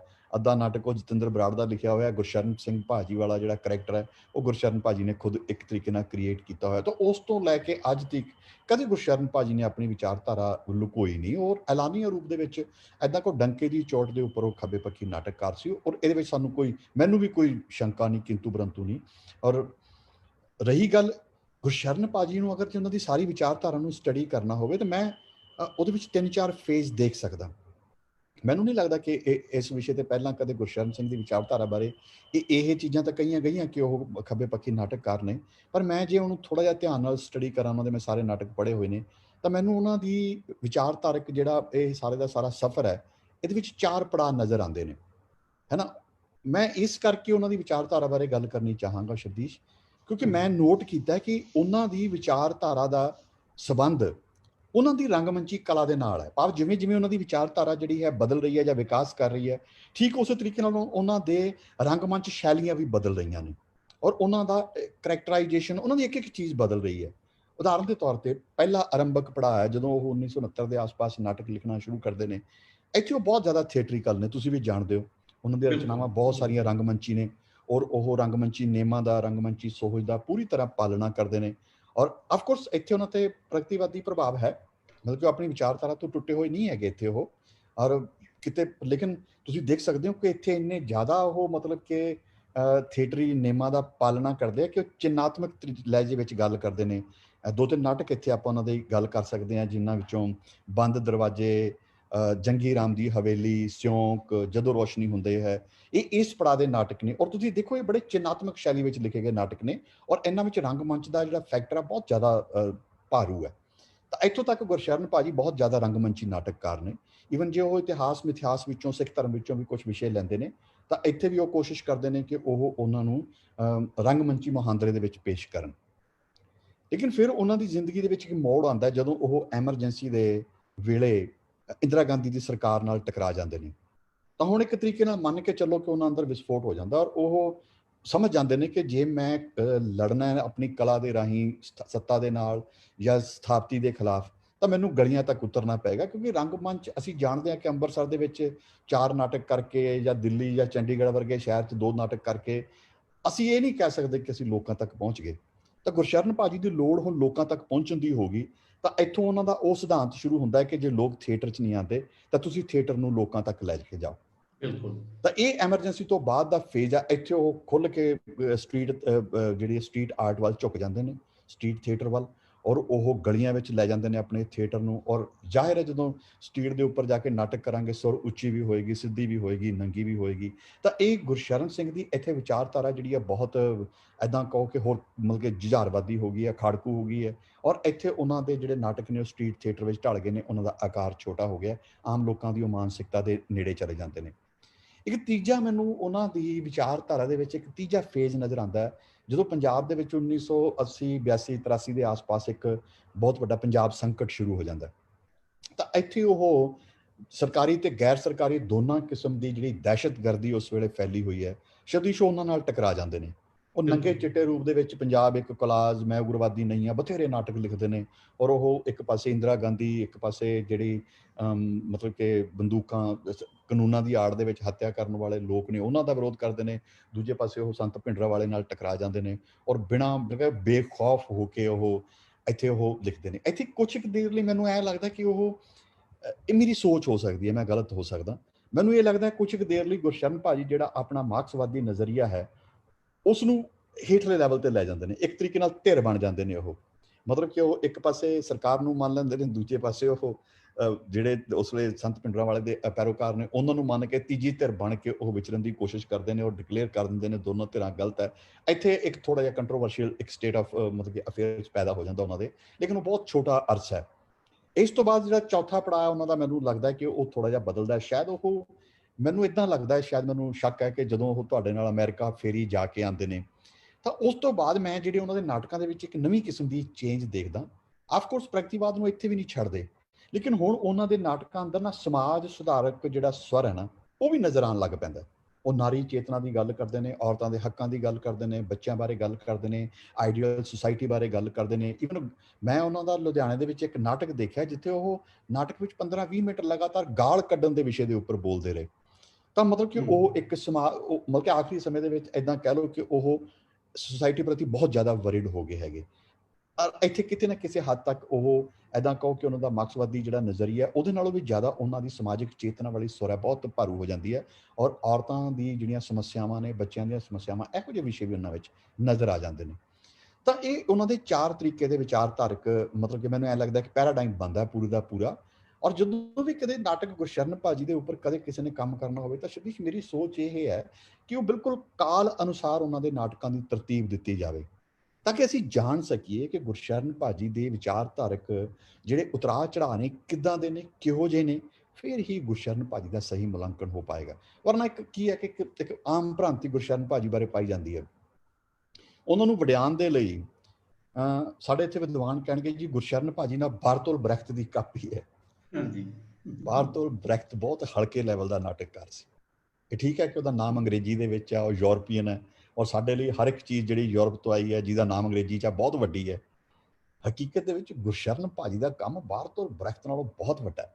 ਬਾਰਤੋਲ ਬ੍ਰੈਖਟ ਨੇ ਸਾਰੀ ਜ਼ਿੰਦਗੀ ਵਿੱਚ 2 ਨਾਟਕ ਲਿਖੇ, ਦੋਨੋਂ ਦੇ ਦੋਨੋਂ ਫਲਾਪ ਸੀ। ਔਰ ਇੱਕ ਉਸਨੇ ਥਿਊਰੀ ਦਿੱਤੀ ਜਿਹੜੀ ਕਿ ਬਿਲਕੁਲ ਥੀਏਟਰ ਨਿਯਮਾਂ ਦੇ ਅਨੁਸਾਰ ਨਹੀਂ ਹੈ, ਐਲੀਨੇਸ਼ਨ ਦੀ, ਉਹ ਬਿਲਕੁਲ ਹੀ ਨਹੀਂ ਮਤਲਬ ਕਿ ਹੈਗੀ। ਔਰ ਗੁਰਸ਼ਰਨ ਭਾਜੀ ਤਾਂ ਬਾਰਤੋਲ ਬ੍ਰੈਖਟ ਦੀ ਉਸ ਥਿਊਰੀ ਦੇ ਬਿਲਕੁਲ ਨੇੜੇ ਨਹੀਂ ਹੈਗੇ। ਉਹ ਕਹਿੰਦਾ ਕਿ ਥੀਏਟਰ ਦੇ ਵਿੱਚ ਦਰਸ਼ਕ ਨੂੰ ਤੁਸੀਂ ਸੁਚੇਤ ਰੱਖੋ। ਗੁਰਸ਼ਰਨ ਭਾਜੀ ਭਾਵੁਕਤਾ ਦੀ ਵਿਧੀ ਕਦੇ ਵੀ ਨਹੀਂ ਛੱਡਦੇ, ਕਿਉਂਕਿ ਥੀਏਟਰ ਆਰਟ ਜਿਹੜਾ ਹੈ ਉਹ ਦਰਸ਼ਕ ਨੂੰ ਆਪਣੇ ਨਾਲ ਤੋੜ ਕੇ ਕਦੇ ਸਰਵਾਈਵ ਨਹੀਂ ਕਰ ਸਕਦਾ। ਬਾਰਤੋਲ ਬ੍ਰੈਖਟ ਦਾ ਸਿਧਾਂਤ ਜਿਹੜਾ ਉਹ ਵੈਸੇ ਹੀ ਥੀਏਟਰ ਆਰਟ ਦੇ ਖਿਲਾਫ ਹੈ, ਇਸੇ ਕਰਕੇ ਉਹ ਕਾਮਯਾਬ ਨਹੀਂ ਹੋਇਆ, ਕਦੇ ਕਿਸੇ ਨੇ ਉਸ ਨੂੰ ਨਹੀਂ ਅਪਣਾਇਆ। ਖੁਦ ਬਾਰਤੋਲ ਬ੍ਰੈਖਟ ਵੀ ਉਸ ਨੂੰ ਅੱਛੇ ਤਰੀਕੇ ਨਾਲ ਨਹੀਂ ਪੇਸ਼ ਕਰ ਪਾਇਆ। ਤਾਂ ਗੁਰਸ਼ਰਨ ਭਾਜੀ ਦਾ ਜਿਹੜਾ ਕੰਮ ਹੈ ਨਾ ਉਹ ਇੱਕ ਆਈਡੀਓਲੋਜਿਸਟ, ਇੱਕ ਮਾਰਕਸਿਸਟ, ਇੱਕ ਸਮਾਜ ਸੁਧਾਰਕ ਦੇ ਤੌਰ ਤੇ ਔਰ ਇੱਕ ਨਾਟਕਕਾਰ ਦੇ ਤੌਰ ਤੇ ਮੈਨੂੰ ਸਭ ਤੋਂ ਵੱਡੀ ਤਕਲੀਫ ਹੁੰਦੀ ਹੈ ਕਿ ਉਹਨਾਂ ਨੂੰ ਉਸ ਤਰੀਕੇ ਨਾਲ ਸਟੱਡੀ ਨਹੀਂ ਕੀਤਾ ਗਿਆ। ਸੋ ਇਹ ਉਹਨਾਂ ਦੀ ਵਿਚਾਰਧਾਰਾ ਬਾਰੇ ਮੇਰੀ ਸੋਚ ਹੈ। ਮੇਬੀ ਮੈਂ ਥੋੜਾ ਬਹੁਤਾ ਗਲਤ ਹੋ ਸਕਦਾ, ਪਰ ਕਿਉਂਕਿ ਮੈਂ ਉਹਨਾਂ ਦੇ ਸਾਰੇ ਨਾਟਕ ਪੜ੍ਹੇ ਨੇ, ਮੈਨੂੰ ਲੱਗਦਾ ਕਿ ਇਹ 4 ਪੜਾਅ ਮੈਨੂੰ ਦਿਖਦੇ ਆ ਉਹਨਾਂ ਦੇ ਵਿੱਚ। ਪਾਲੀ ਜੀ ਤੁਸੀਂ ਬਹੁਤ ਸਾਰੀਆਂ ਗੱਲਾਂ ਕੀਤੀਆਂ, ਇਹਨਾਂ ਦੇ ਵਿੱਚ ਬਹੁਤ ਸਾਰੇ ਸਵਾਲ ਪੈਦਾ ਹੋ ਸਕਦੇ ਨੇ ਕਿ ਕੀ ਮਾਰਕਸਵਾਦ ਤੇ ਸਮਾਜਿਕ ਚੇਤਨਾ ਦੋ ਕੋਈ ਅਲੱਗ-ਅਲੱਗ ਚੀਜ਼ਾਂ ਨੇ ਜਿਨ੍ਹਾਂ ਨੂੰ ਭਾਜੀ ਨੇ ਅਲੱਗ-ਅਲੱਗ ਤਰੀਕੇ ਦੇ ਨਾਲ ਸਮਝਿਆ। ਬਰਤੋਲਤ ਬ੍ਰੈਖਟ ਬਾਰੇ ਵੀ ਤੁਹਾਡੇ ਵਿਚਾਰਾਂ ਉੱਤੇ ਬਹੁਤ ਸਾਰੇ ਸਵਾਲ ਪੈਦਾ ਹੋ ਸਕਦੇ ਨੇ ਕਿਉਂਕਿ ਇੱਕ ਬਹੁਤ ਵੱਡਾ ਸੈਕਸ਼ਨ ਹੈ, ਬਹੁਤ ਵੱਡੀ ਅਕਾਦਮਿਕ ਜਗਤ ਹੈ ਔਰ ਬਹੁਤ ਸਾਰੇ ਲੋਕ ਥੀਏਟਰ ਕਰਨ ਵਾਲੇ ਉਸ ਨੂੰ ਮਾਨਤਾ ਵੀ ਦਿੰਦੇ ਨੇ। ਪਰ ਮੈਂ ਇਸ ਬਹਿਸ ਵੱਲ ਨਹੀਂ ਜਾਂਦਾ। ਮੈਂ ਫਿਲਹਾਲ ਉਹਨਾਂ ਦੋਸਤਾਂ ਦੇ ਨਾਂ ਤੁਹਾਡੇ ਨਾਲ ਸਾਂਝੇ ਕਰਦਾ ਜਿਹੜੇ ਦੋਸਤ ਸਾਨੂੰ ਦੇਖ ਰਹੇ ਨੇ। ਬਲਕਾਰ ਸਿੱਧੂ ਜੀ ਸਾਨੂੰ ਸਾਡੇ ਨਾਲ ਨੇ, ਕੇਵਲ ਧਾਲੀਵਾਲ ਸਾਡੇ ਨਾਲ ਨੇ, ਔਰ ਕੇਵਲ ਧਾਲੀਵਾਲ ਨੇ 2 ਟਿੱਪਣੀਆਂ ਵੀ ਕੀਤੀਆਂ ਨੇ ਇਸ ਚੱਲਦੇ ਪ੍ਰੋਗਰਾਮ ਦੇ ਦਰਮਿਆਨ। ਸ਼ੁਰੂ 'ਚ ਜਦੋਂ ਤੁਸੀਂ ਕਿਤਾਬਾਂ ਵਾਲੀ ਗੱਲ ਕੀਤੀ ਕਿ ਕਾਲ ਦੇ ਹਿਸਾਬ ਨਾਲ ਛਪਣੀਆਂ ਚਾਹੀਦੀਆਂ, ਤੇ ਉਹਨਾਂ ਨੇ ਕਿਹਾ ਕਿ ਠੀਕ ਹੈ, ਇੱਕ ਤਰ੍ਹਾਂ ਨਾਲ ਉਹਨਾਂ ਨੇ ਤੁਹਾਡੀ ਗੱਲ ਨੂੰ ਮਾਨਤਾ ਹੀ ਦਿੱਤੀ। ਦੂਸਰੀ ਗੱਲ, ਜਦੋਂ ਤੁਸੀਂ ਲੋਹੇ ਦੀ ਭੱਠੀ ਵਾਲੀ ਕੀਤੀ, ਤੇ ਉਹਨਾਂ ਦਾ ਇਹ ਵੀ ਰਾਏ ਸੀ ਕਿ ਪਾਲੀ ਸ਼ਾਇਦ ਗਲਤ ਇਨਫੋਰਮੇਸ਼ਨ ਦੇ ਰਹੇ ਨੇ। ਸਾਡੇ ਨਾਲ ਹੋਰ ਵੀ ਬਹੁਤ ਸਾਰੇ ਦੋਸਤ ਨੇ, ਕੀਰਤੀ ਕਿਰਪਾਲ ਸਾਡੇ ਨਾਲ ਨੇ, BS ਬਰਿਆਮ ਜੀ ਸਾਡੇ ਨਾਲ ਨੇ, ਲਵਸ਼ਿੰਦਰ ਸਿੰਘ ਜੌਲ ਸਾਡੇ ਨਾਲ ਨੇ, ਕਹਾਣੀਕਾਰ ਗੁਰਮੀਤ ਕੜਿਆਲ ਵੀ ਸਾਡੇ ਨਾਲ ਨੇ, ਪ੍ਰੀਤ ਮਹਿੰਦਰ ਸਿੰਘ ਵੀ ਸਾਨੂੰ ਦੇਖ ਰਹੇ ਨੇ, ਰਮਨ ਢਿੱਲੋਂ ਨੇ, ਹੋਰ ਬਹੁਤ ਦੋਸਤ ਨੇ ਜਿਹੜੇ ਸਾਡੇ ਨਾਲ ਨੇ, ਗੁਰਪ੍ਰੀਤ ਕੌਰ ਭੰਗੂ ਮੈਮ ਸਾਨੂੰ ਦੇਖ ਰਹੇ ਨੇ, ਜਗਜੀਤ ਸਰੀਨ ਜੀ ਲਗਭਗ ਹਰ ਰੋਜ਼ ਹੁੰਦੇ ਨੇ, ਅੱਜ ਵੀ ਸਾਡੇ ਨਾਲ ਨੇ, ਸ਼ੰਕਰ ਗੁਪਤਾ ਨੇ, ਸੰਜੀਵ ਜੀ ਨੇ, ਜਗਜੀਤ ਸਿੰਘ ਨੇ, ਔਰ ਰੁਪਿੰਦਰ ਸਿੰਘ ਨੇ ਵੀ 1-2 ਟਿੱਪਣੀਆਂ ਕੀਤੀਆਂ। ਜ਼ਰੂਰੀ ਨਹੀਂ ਅਸੀਂ ਉਹਨਾਂ ਨਾਲ ਐਗਰੀ ਕਰੀਏ ਜਾਂ ਡਿਸਐਗਰੀ ਕਰੀਏ, ਉਹਨਾਂ ਨੂੰ ਇਹ ਲੱਗਦਾ ਕਿ ਖੱਬੇ ਪੱਖੀ ਹੋਣਾ ਕੋਈ ਵਿਦਵਾਨ ਹੋਣ ਦਾ ਸਬੂਤ ਨਹੀਂ ਹੈ। ਮੇਰਾ ਖਿਆਲ ਅਸੀਂ ਇਹ ਵੀ ਕਹਿ ਸਕਦੇ ਹਾਂ ਕਿ ਖੱਬੇ ਪੱਖੀ ਨਾ ਹੋਣਾ ਵੀ ਵਿਦਵਾਨ ਹੋਣ ਦਾ ਸਬੂਤ ਨਹੀਂ ਹੈ। ਪਰ ਅਸੀਂ ਇਹਨਾਂ ਸਵਾਲਾਂ ਬਾਰੇ ਅੱਗੇ ਚੱਲ ਕੇ ਕੁਝ ਗੱਲਾਂ ਹੋਰ ਵੀ ਕਰਾਂਗੇ। ਕੁਝ ਲੋਕਾਂ ਨੇ ਹੋਰ ਆਪਣੀਆਂ ਕੁਝ ਗੱਲਾਂ ਕੀਤੀਆਂ ਨੇ, ਸਤਿਕਾਰ ਵੀ ਦਿੱਤਾ ਤੁਹਾਡੇ ਲਈ ਵੀ, ਭਾਜੀ ਲਈ ਬਹੁਤ ਸਾਰਾ ਸਤਿਕਾਰ ਦੋਸਤਾਂ ਨੇ ਪੇਸ਼ ਕੀਤਾ। ਮਨਦੀਪ ਸਿੰਘ ਦੀਪ ਉਹਨਾਂ ਵਿੱਚ ਸ਼ਾਮਲ ਨੇ। ਕੁਝ ਨੇ ਲਿਖਿਆ ਗੁਰਸ਼ਰਨ ਸਿੰਘ ਜ਼ਿੰਦਾਬਾਦ। ਸੱਚਮੁੱਚ ਦੋਸਤੋ, ਗੁਰਸ਼ਰਨ ਸਿੰਘ ਜ਼ਿੰਦਾਬਾਦ ਨੇ, ਔਰ ਉਹ ਹਮੇਸ਼ਾ ਜ਼ਿੰਦਾਬਾਦ ਰਹਿਣਗੇ। ਵਿਚਾਰਾਂ ਬਾਰੇ ਬਹਿਸ ਪਹਿਲਾਂ ਵੀ ਚੱਲਦੀ ਰਹੀ ਹੈ, ਅੱਗੇ ਵੀ ਚੱਲਦੀ ਰਹੇਗੀ। ਇਹਦੇ ਬਾਵਜੂਦ ਅਸੀਂ ਉਹਨਾਂ ਵਰਗਾ ਬਦਲ ਨਾ ਲੱਭ ਸਕੇ ਹਾਂ, ਨਾ ਲੱਭ ਸਕਾਂਗੇ ਸ਼ਾਇਦ ਨੇੜ ਭਵਿੱਖ ਦੇ ਵਿੱਚ। ਪਾਲੀ ਜੀ, ਕੁਮਾਰ ਪਵਨਦੀਪ ਵੀ ਸਾਡੇ ਨਾਲ ਨੇ, ਜਿਨ੍ਹਾਂ ਨੇ ਬਹੁਤ ਸਾਰੇ ਤੁਹਾਡੇ ਨਾਟਕ ਖੇਡੇ। ਮੈਂ ਤੁਹਾਡੇ ਨਾਲ ਇੱਕ ਹੋਰ ਨੁਕਤੇ ਦੇ ਉੱਤੇ ਵੀ ਗੱਲ ਕਰਨੀ ਹੈ। ਤੁਸੀਂ ਜਦੋਂ ਹੁਣ ਬਹੁਤ ਸਾਰੀ ਆਪਣੀ ਲੰਮੀ ਗੱਲ ਕੀਤੀ, ਤਾਂ ਉਹਦੇ 'ਚ ਤੁਸੀਂ ਇਹ ਕਿਹਾ ਕਿ ਗੁਰਸ਼ਰਨ ਭਾਜੀ ਵੱਖ-ਵੱਖ ਸਮਿਆਂ ਦੇ ਵਿੱਚ ਜਦੋਂ ਨਾਟਕ ਕਰ ਰਹੇ ਸਨ, ਮੁੱਢਲੇ ਪੜਾਅ ਦੇ ਵਿੱਚ ਬਹੁਤ ਸਾਰੇ ਉਹਨਾਂ ਦੇ ਰੰਗ ਮੰਚ ਦੇ ਪੱਖ ਤੋਂ ਨਾਟਕ ਬਹੁਤ ਸਸ਼ਕਤ ਸਨ। ਅੱਗੇ ਜਾ ਕੇ ਉਹਨਾਂ ਨੇ ਬਹੁਤ ਸਾਰੀਆਂ ਸ਼ੈਲੀਆਂ ਨੂੰ ਅਪਣਾਇਆ। ਐਮਰਜੈਂਸੀ ਦੇ ਨਾਲ ਟਕਰਾਅ ਤੋਂ ਬਾਅਦ ਉਹ ਸਿੱਧੇ ਵਿਦਰੋਹ ਦੇ ਰਸਤੇ ਦੇ ਉੱਤੇ ਆ ਗਏ, ਔਰ ਦਹਿਸ਼ਤਗਰਦੀ ਦੇ ਦੌਰ ਦੇ ਵਿੱਚ ਤੁਹਾਨੂੰ ਲੱਗਦਾ ਕਿ ਉਹਨਾਂ ਨੇ ਤੀਜੀ ਧਿਰ ਬਣ ਕੇ ਗਲਤੀ ਕੀਤੀ, ਪਰ ਸਵਾਲ ਇਹ ਵੀ ਪੈਦਾ ਹੁੰਦਾ ਕਿ ਜੇ 2 ਧਿਰਾਂ ਲੜ ਰਹੀਆਂ ਤੇ ਜਿਹੜਾ ਤੀਸਰਾ ਉਹ ਕੀ ਸੱਚਮੁੱਚ ਦਰਸ਼ਕ ਬਣ ਕੇ ਬੈਠਾ ਰਵੇ? ਘੱਟੋ ਘੱਟ ਗੁਰਸ਼ਰਨ ਭਾਜੀ ਉਹਨਾਂ 'ਚ ਨਹੀਂ ਆਉਂਦੇ। ਪਰ ਮੈਂ ਇਹ ਗੱਲ ਕਰਨੀ ਚਾਹੁੰਦਾ ਕਿ ਜੇ ਤੁਹਾਨੂੰ ਲੱਗਦਾ ਕਿ ਉਹਨਾਂ ਨੇ ਬਹੁਤ ਸਾਰੀਆਂ ਸ਼ੈਲੀਆਂ ਦਾ ਇਸਤੇਮਾਲ ਕੀਤਾ, ਉਹਨਾਂ ਦੇ ਮੁੱਢਲੇ ਨਾਟਕ ਵੱਖਰੀ ਸੁਭਾਅ ਦੇ ਸਨ, ਉਹਨਾਂ 'ਚ ਬਹੁਤ ਜ਼ਿਆਦਾ ਰੰਗ ਕਰਮ ਸੀ, ਔਰ ਫਿਰ ਜਦੋਂ ਤੁਸੀਂ ਉਹਨਾਂ ਨੂੰ ਆਖਰੀ ਦੌਰ ਵਾਲੇ ਨਾਟਕਾਂ ਦੇ ਵਿੱਚ ਲੈ ਕੇ ਜਾਂਦੇ ਹੋ ਤਾਂ ਤੁਹਾਨੂੰ ਲੱਗਦਾ ਕਿ ਉਹ ਬਹੁਤ ਸਾਰੇ ਸੁਧਾਰਵਾਦੀ ਤਰੀਕੇ ਦੇ ਨਾਲ ਜਿਵੇਂ ਗੱਲ ਕਰ ਰਹੇ ਹੋਣ, ਨਾਰੀ ਦੀ ਗੱਲ ਕਰ ਰਹੇ ਨੇ, ਦਲਿਤ ਦੀ ਗੱਲ ਕਰ ਰਹੇ ਨੇ। ਪਰ ਮੈਂ ਇਸ ਸਾਰੇ ਕੁਝ ਦੇ ਨਾਲ ਜੋੜ ਕੇ ਇੱਕ ਗੱਲ ਕਹਿਣੀ ਚਾਹਾਂਗਾ, ਮੈਂ ਨਾਂ ਨਹੀਂ ਲਵਾਂਗਾ ਸਾਡੇ ਇੱਕ ਵੱਡੇ ਨਾਟਕਕਾਰ ਦਾ। ਉਹਨਾਂ ਨੇ ਹਮੇਸ਼ਾ ਇਹ ਇਲਜ਼ਾਮ ਦਿੱਤਾ ਕਿ ਗੁਰਸ਼ਰਨ ਸਿੰਘ ਨੇ ਸਾਨੂੰ ਮਿਸ਼ਨ ਤਾਂ ਦਿੱਤਾ ਹੈ, ਪਰ ਗੁਰਸ਼ਰਨ ਸਿੰਘ ਸਾਨੂੰ ਰੰਗਮੰਚ ਦਾ ਕੋਈ ਮਾਡਲ ਨਹੀਂ ਦੇ ਕੇ ਗਏ। ਤੁਹਾਨੂੰ ਕੀ ਲੱਗਦਾ ਕਿ ਗੁਰਸ਼ਰਨ ਸਿੰਘ ਬਿਨਾਂ ਕਿਸੇ ਮਾਡਲ ਤੋਂ ਪੰਜਾਬ ਦੀ ਸਟੇਜ ਦੇ ਉੱਤੇ ਇਸ ਕਦਰ ਸ਼ਾਇਰ ਹੈ? ਵਿਦਆਊਟ ਐਨੀ ਮਾਡਲ ਕੀ ਕੋਈ ਸਰਵਾਈਵ ਕਰ ਸਕਦਾ? ਜਿਵੇਂ ਤੁਸੀਂ ਹੁਣ ਵੀ ਕਿਹਾ ਕਿ ਨਾਟਕ ਕਿਵੇਂ ਸਰਵਾਈਵ ਕਰਦਾ, ਸੱਚੀ ਮੁੱਚੀ ਕੀ ਇਹ ਇਲਜ਼ਾਮ ਤੁਹਾਨੂੰ ਸਹੀ ਲੱਗਦਾ? ਘੱਟੋ ਘੱਟ ਮੈਨੂੰ ਨਹੀਂ ਸਹੀ ਲੱਗਦਾ। ਮੈਂ ਇਸੇ ਕਰਕੇ ਇਸ ਸਵਾਲ ਨੂੰ ਇਸ ਰੂਪ ਵਿੱਚ ਕਰ ਰਿਹਾ। ਮੈਨੂੰ ਨਹੀਂ ਪਤਾ ਤੁਸੀਂ ਇਹਦੇ ਬਾਰੇ ਕੀ ਰਾਏ ਰੱਖਦੇ ਹੋਗੇ, ਪਰ ਮੈਂ ਰਾਏ ਤੁਹਾਡੀ ਜ਼ਰੂਰ ਜਾਣਨਾ ਚਾਹਾਂਗਾ। ਸ਼ਦੀਸ਼, ਸੱਚੀ ਗੱਲ ਇਹ ਹੈ, ਮੈਂ ਜਾਣਦਾ ਕਿ ਇਹ ਇਲਜ਼ਾਮ ਗੁਰਸ਼ਰਨ ਭਾਜੀ ਤੇ ਲੱਗਦਾ ਰਿਹਾ ਕਿ ਉਹਨਾਂ ਨੇ ਸਾਨੂੰ ਕੋਈ ਥੀਏਟਰ ਦਾ ਮਾਡਲ ਨਹੀਂ ਦਿੱਤਾ, ਪਰ ਮੈਨੂੰ ਇਹ ਕਨਫੈਸ ਕਰਨ ਦੇ ਵਿੱਚ, ਇਹ ਐਡਮਿਟ ਕਰਨ ਦੇ ਵਿੱਚ ਕੋਈ ਇਤਰਾਜ਼ ਨਹੀਂ, ਕੋਈ ਝਿਜਕ ਨਹੀਂ ਹੈ ਕਿ ਮੈਂ ਵੀ ਉਹਨਾਂ ਤੇ ਇਲਜ਼ਾਮ ਲਗਾਇਆ ਸੀ ਔਰ ਬਹੁਤ ਘਟੀਆ ਸ਼ਬਦਾਂ ਦੇ ਵਿੱਚ ਲਾਇਆ ਸੀ। ਮੈਂ ਇਸ ਗੱਲ ਤੋਂ ਇਨਕਾਰ ਨਹੀਂ ਕਰਦਾ, ਪਰ ਮੈਂ ਉਸ ਵਿਸ਼ੇ ਤੇ ਬਾਅਦ ਦੇ ਵਿੱਚ ਆਉਣਾ। ਮੈਂ ਪਹਿਲਾਂ 2 ਸਵਾਲਾਂ ਦੇ ਜਵਾਬ ਦੇਣਾ ਚਾਹਾਂਗਾ ਕਿ ਮੈਂ ਗੁਰਸ਼ਰਨ ਭਾਜੀ ਬਾਰੇ ਜਦੋਂ ਇਹ ਕਿਹਾ ਕਿ ਉਹਨਾਂ ਦਾ ਆਖਰੀ ਉਮਰ ਦੇ ਵਿੱਚ ਉਹਨਾਂ ਦੇ ਵਿੱਚ ਉਹ ਮੇਰਾ ਸੁਧਾਰਵਾਦ ਨਜ਼ਰ ਆਉਣ ਲੱਗ ਪਿਆ, ਤੇ ਮੇਰੇ ਕਹਿਣ ਦਾ ਮਕਸਦ ਇਹ ਨਹੀਂ ਹੈ ਕਿ ਸੁਧਾਰਵਾਦ ਹੋਣਾ ਜਾਂ ਮਾਰਕਸਵਾਦ ਦਾ ਹਿੱਸਾ ਨਹੀਂ ਹੈ ਜਾਂ ਸੁਧਾਰਵਾਦੀ ਹੋਣਾ ਗਲਤ ਹੈ, ਨਾ ਦੀ। ਮੈਂ ਵੈਸੇ ਇੱਕ ਗੱਲ ਕਰ ਰਿਹਾ ਸੀ ਕਿ ਉਹਨਾਂ ਦੀ ਵਿਚਾਰਧਾਰਾ ਦਾ ਇੱਕ ਬਕਾਇਦਾ ਪੈਰਾਡਾਈਮ ਬਣ ਰਿਹਾ, ਔਰ ਮੇਰੀ ਇਹ ਇੱਕ ਜਰਨਲ ਜੀ ਆਬਜ਼ਰਵੇਸ਼ਨ ਹੈ, ਕਿਉਂਕਿ ਮੈਂ PhD ਕਰਦੇ ਹੋਏ ਘੱਟੋ ਘੱਟ ਬਹੁਤਾ ਨਹੀਂ ਤਾਂ 1200-1300 ਨਾਟਕ ਪੜ੍ਹਨਾ ਸੀ, ਪੰਜਾਬੀ ਦਾ ਸਾਰਾ ਨਾਟਕ ਪੜ੍ਹਨਾ ਸੀ, ਤਾਂ ਉਹ 2 ਸਾਲ ਮੈਨੂੰ ਲੱਗੇ ਤੇ ਉਸ ਦੇ ਦੌਰਾਨ ਸਾਰਾ ਪੜ੍ਹ ਰਿਹਾ ਸੀ ਮੈਂ। ਉਹਦੇ ਵਿੱਚ ਹੀ ਮੈਨੂੰ ਰੈਦਰ ਗੁਰਸ਼ਰਨ ਭਾਜੀ ਦੀਆਂ ਕੁਝ ਖਾਸੀਅਤਾਂ ਨਜ਼ਰ ਆਈਆਂ। ਤਾਂ ਇਹ ਇੱਕ ਸ਼ੁਰੂਆਤ ਹੈ। ਮੈਂ ਜੋ ਗੱਲਾਂ ਗੁਰਸ਼ਰਨ ਭਾਜੀ ਬਾਰੇ ਅੱਜ ਕਰ ਰਿਹਾ, ਮੈਂ ਮੰਨ ਕੇ ਚੱਲਦਾ ਇਹ ਬਹੁਤ ਬੇਸਿਕ ਲੈਵਲ ਦੀਆਂ ਨੇ, ਔਰ ਇਹਦੇ ਉੱਪਰ ਬਹੁਤ ਰਿਸਰਚ ਹੋਣੀ ਬਾਕੀ ਹੈ, ਲੋਕਾਂ ਨੂੰ ਕਰਨੀ ਚਾਹੀਦੀ ਹੈ। ਮੇਰੇ ਜੇ ਇਹ ਵਿਚਾਰ ਜਿਹੜੇ ਹੈਗੇ ਅਗਰ ਇਗਨੀਸ਼ਨ ਬਣ ਸਕਣ, ਹੈ ਨਾ, ਮਤਲਬ ਥੋੜ੍ਹੀ ਜਿਹੀ ਚਿੰਗਾਰੀ ਬਾਲ ਸਕਣ ਹੋਰ ਲੋਕ ਆ ਕੇ, ਮੈਂ ਕਹਿੰਦਾ ਮੈਨੂੰ ਗਲਤ ਵੀ ਸਾਬਤ ਕਰਨ, ਮੈਨੂੰ ਖੁਸ਼ੀ ਹੋਏਗੀ। ਮੈਂ ਤਾਂ ਇਹ ਮੰਨ ਕੇ ਚੱਲਦਾ ਕਿ ਮੈਂ ਸ਼ੁਰੂਆਤ ਕਰਨੀ ਹੈ, ਮੈਂ ਇੱਕ ਗੱਲ ਦਾ ਸ਼ੁਰੂਆਤ ਕਰਤਾ ਹੈ ਗੁਰਸ਼ਰਨ ਭਾਜੀ ਬਾਰੇ। ਮੈਂ ਚਾਹੁੰਦਾ ਕਿ ਹੋਰ ਲੋਕ ਆ ਕੇ ਇਸ ਬਾਰੇ ਵਧੀਆ ਗੱਲਾਂ ਰਚਾਉਣ, ਤਾਂ ਕਿ ਉਹਨਾਂ ਬਾਰੇ ਸੰਵਾਦ ਰਚਦਾ ਹੋਵੇ। ਸਿਰਫ ਮੱਥਾ ਟੇਕਣਾ, ਉਹਨਾਂ ਨੂੰ ਸ਼ਰਧਾਂਜਲੀ ਪੇਸ਼ ਕਰਨਾ ਜਾਂ ਗੁਰਸ਼ਰਨ ਭਾਜੀ ਜਿੰਦਾਬਾਦ ਕਹਿਣਾ, ਮੈਨੂੰ ਲੱਗਦਾ ਹੈ ਕਿਸੇ ਸਮੱਸਿਆ ਦਾ ਹੱਲ ਨਹੀਂ ਹੈ, ਇਹ ਸਾਡਾ ਕੁਝ ਨਹੀਂ ਸਵਾਰੇਗਾ। ਔਰ ਦੂਜਾ, ਮੈਂ ਕੇਵਲ ਧਾਲੀਵਾਲ ਦਾ ਜਿਹੜਾ ਇਹ ਇਤਰਾਜ਼ ਹੈ ਕਿ ਮੈਂ ਮਿਸ ਇਨਫੋਰਮੇਸ਼ਨ ਦਿੱਤੀ ਹੈ, ਮੈਂ ਮਿਸ ਇਨਫੋਰਮੇਸ਼ਨ ਨਹੀਂ ਦਿੱਤੀ ਕੇਵਲ। ਅਸਲ ਵਿੱਚ ਮੈਂ ਉਹ ਨਾਟਕ ਜਦੋਂ ਪੜ੍ਹ ਰਿਹਾ ਸੀ ਲੋਹੇ ਦੀ ਭੱਠੀ, ਤਾਂ ਮੈਂ ਕਿਤੇ ਇਹ ਪੜ੍ਹਿਆ, ਹੁਣ ਮੈਨੂੰ ਐਗਜ਼ੈਕਟ ਯਾਦ ਨਹੀਂ ਹੈ, ਕਿ ਉਹ ਰੋਲ ਗੁਰਸ਼ਰਨ ਭਾਜੀ ਨੇ ਕੀਤਾ ਸੀ। ਤੇ ਫਿਰ 1200-1300 ਨਾਟਕ ਮੈਂ ਇਸ ਲਹਿਜੇ ਤੋਂ ਵੀ ਪੜ੍ਹਿਆ ਕਿ ਲਿਖਣ ਵਾਲੇ ਕਿਸ ਮਾਨਸਿਕਤਾ ਦੇ ਵਿੱਚ ਲਿਖਦੇ ਹੈ। ਪ੍ਰਯੋਗਸ਼ੀਲ ਪੂਰਾ ਪੰਜਾਬੀ ਨਾਟਕ ਪ੍ਰਯੋਗਸ਼ੀਲ ਪਹਾੜਾਂ ਤੇ ਜਾ ਕੇ ਲਿਖਿਆ ਗਿਆ, ਔਰ ਮੈਂ ਉਹਨਾਂ ਦੀਆਂ ਡੇਟਾਂ ਕੱਢੀਆਂ ਕਿ ਕਿਹੜੇ ਦਿਨਾਂ ਦੇ ਵਿੱਚ ਉਹ ਲਿਖਿਆ ਗਿਆ, ਪਹਾੜਾਂ ਤੇ ਜਾ ਕੇ ਲਿਖਿਆ ਗਿਆ। ਇਹੀ ਕਾਰਨ ਸੀ ਕਿ ਉਹ ਪੰਜਾਬ ਦੀ ਧਰਤੀ ਨਾਲ ਨਾਟਕ ਸੰਬੰਧ ਨਹੀਂ ਬਣਾ ਪਾਇਆ। ਤਾਂ ਮੈਂ ਹਰ ਇੱਕ ਨਾਟਕ ਨੂੰ ਉਹਦੇ ਰਚਨਾ ਪ੍ਰਕਿਰਿਆ ਦੇ ਪੱਧਰ ਤੇ ਜਾ ਕੇ ਪੜ੍ਹਨ ਦੀ ਕੋਸ਼ਿਸ਼ ਕੀਤੀ। ਤੇ ਮੈਂ ਉਸ ਸਾਰੇ ਨਾਟਕ ਦੇ ਵਿੱਚ ਓਪਨਲੀ ਇਹ ਗੱਲ ਕਹਿ ਸਕਦਾ ਚੈਲੰਜ ਨਾਲ ਕਿ ਗੁਰਸ਼ਰਨ ਭਾਜੀ ਦਾ ਜਿਹੜਾ ਕਰੈਕਟਰ ਉਹਨਾਂ ਨੇ ਕੀਤਾ, ਗੁਰਸ਼ਰਨ ਭਾਜੀ ਨੇ, ਸ਼ਾਇਦ ਇਹ ਬਰਾੜ ਸਾਹਿਬ ਨੇ ਲਿਖਿਆ ਕਿਤੇ ਕਿ ਉਹਨਾਂ ਨੇ ਇਹ ਰੋਲ ਕੀਤਾ। ਜੇ ਸੱਚੀ ਇਨਫੋਰਮੇਸ਼ਨ ਇਹ ਹੈ ਕਿ ਰੋਲ ਗੁਰਸ਼ਰਨ ਭਾਜੀ ਨੇ ਕੀਤਾ, ਤਾਂ ਫਿਰ ਉਹਨਾਂ ਦਾ ਕਰੈਕਟਰ ਜਿਹੜਾ ਹੈ ਸਾਰੇ ਨਾਟਕ ਨਾਲ ਮੈਚ ਨਹੀਂ ਕਰਦਾ, ਉਹਨਾਂ ਦੇ ਸੰਵਾਦ, ਉਹਨਾਂ ਦੀ ਛਾਲੀ ਮੈਚ ਨਹੀਂ ਕਰਦੀ।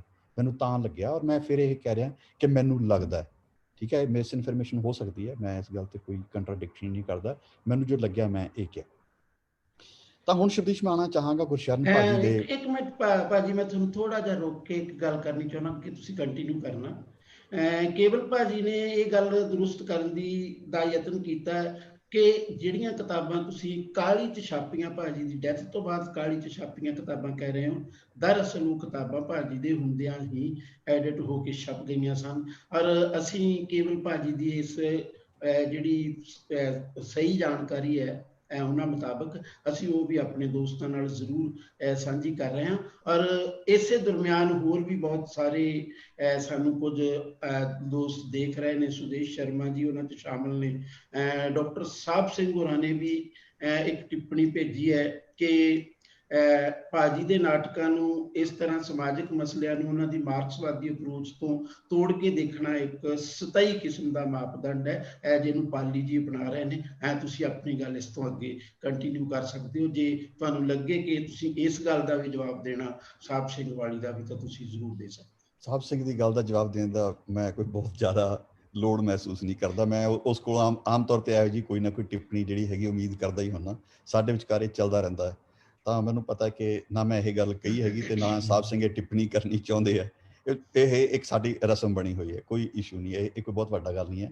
ਜੇ ਮੈਂ ਵਾਰ-ਵਾਰ ਇਹ ਗੱਲ ਕਹਿ ਰਿਹਾ ਕਿ ਮੈਂ ਗੁਰਸ਼ਰਨ ਭਾਜੀ ਦੇ ਵਿਚਾਰਧਾਰਕ ਸਾਰੇ ਦੇ ਸਾਰੇ ਉਹਨਾਂ ਦੇ ਵਿਚਾਰਧਾਰਕ ਸਫ਼ਰ ਦੇ ਵਿੱਚ ਇੱਕ ਚੇਂਜਸ ਮਹਿਸੂਸ ਕੀਤੀਆਂ, ਤਾਂ ਮੈਂ ਇੱਕ ਇੰਡੀਕੇਸ਼ਨ ਦੇ ਰਿਹਾ ਕਿ ਗੁਰਸ਼ਰਨ ਭਾਜੀ ਦੇ ਵਿੱਚ ਇਹ ਚੇਂਜਸ ਵਾਪਰ ਰਹੀਆਂ ਨੇ।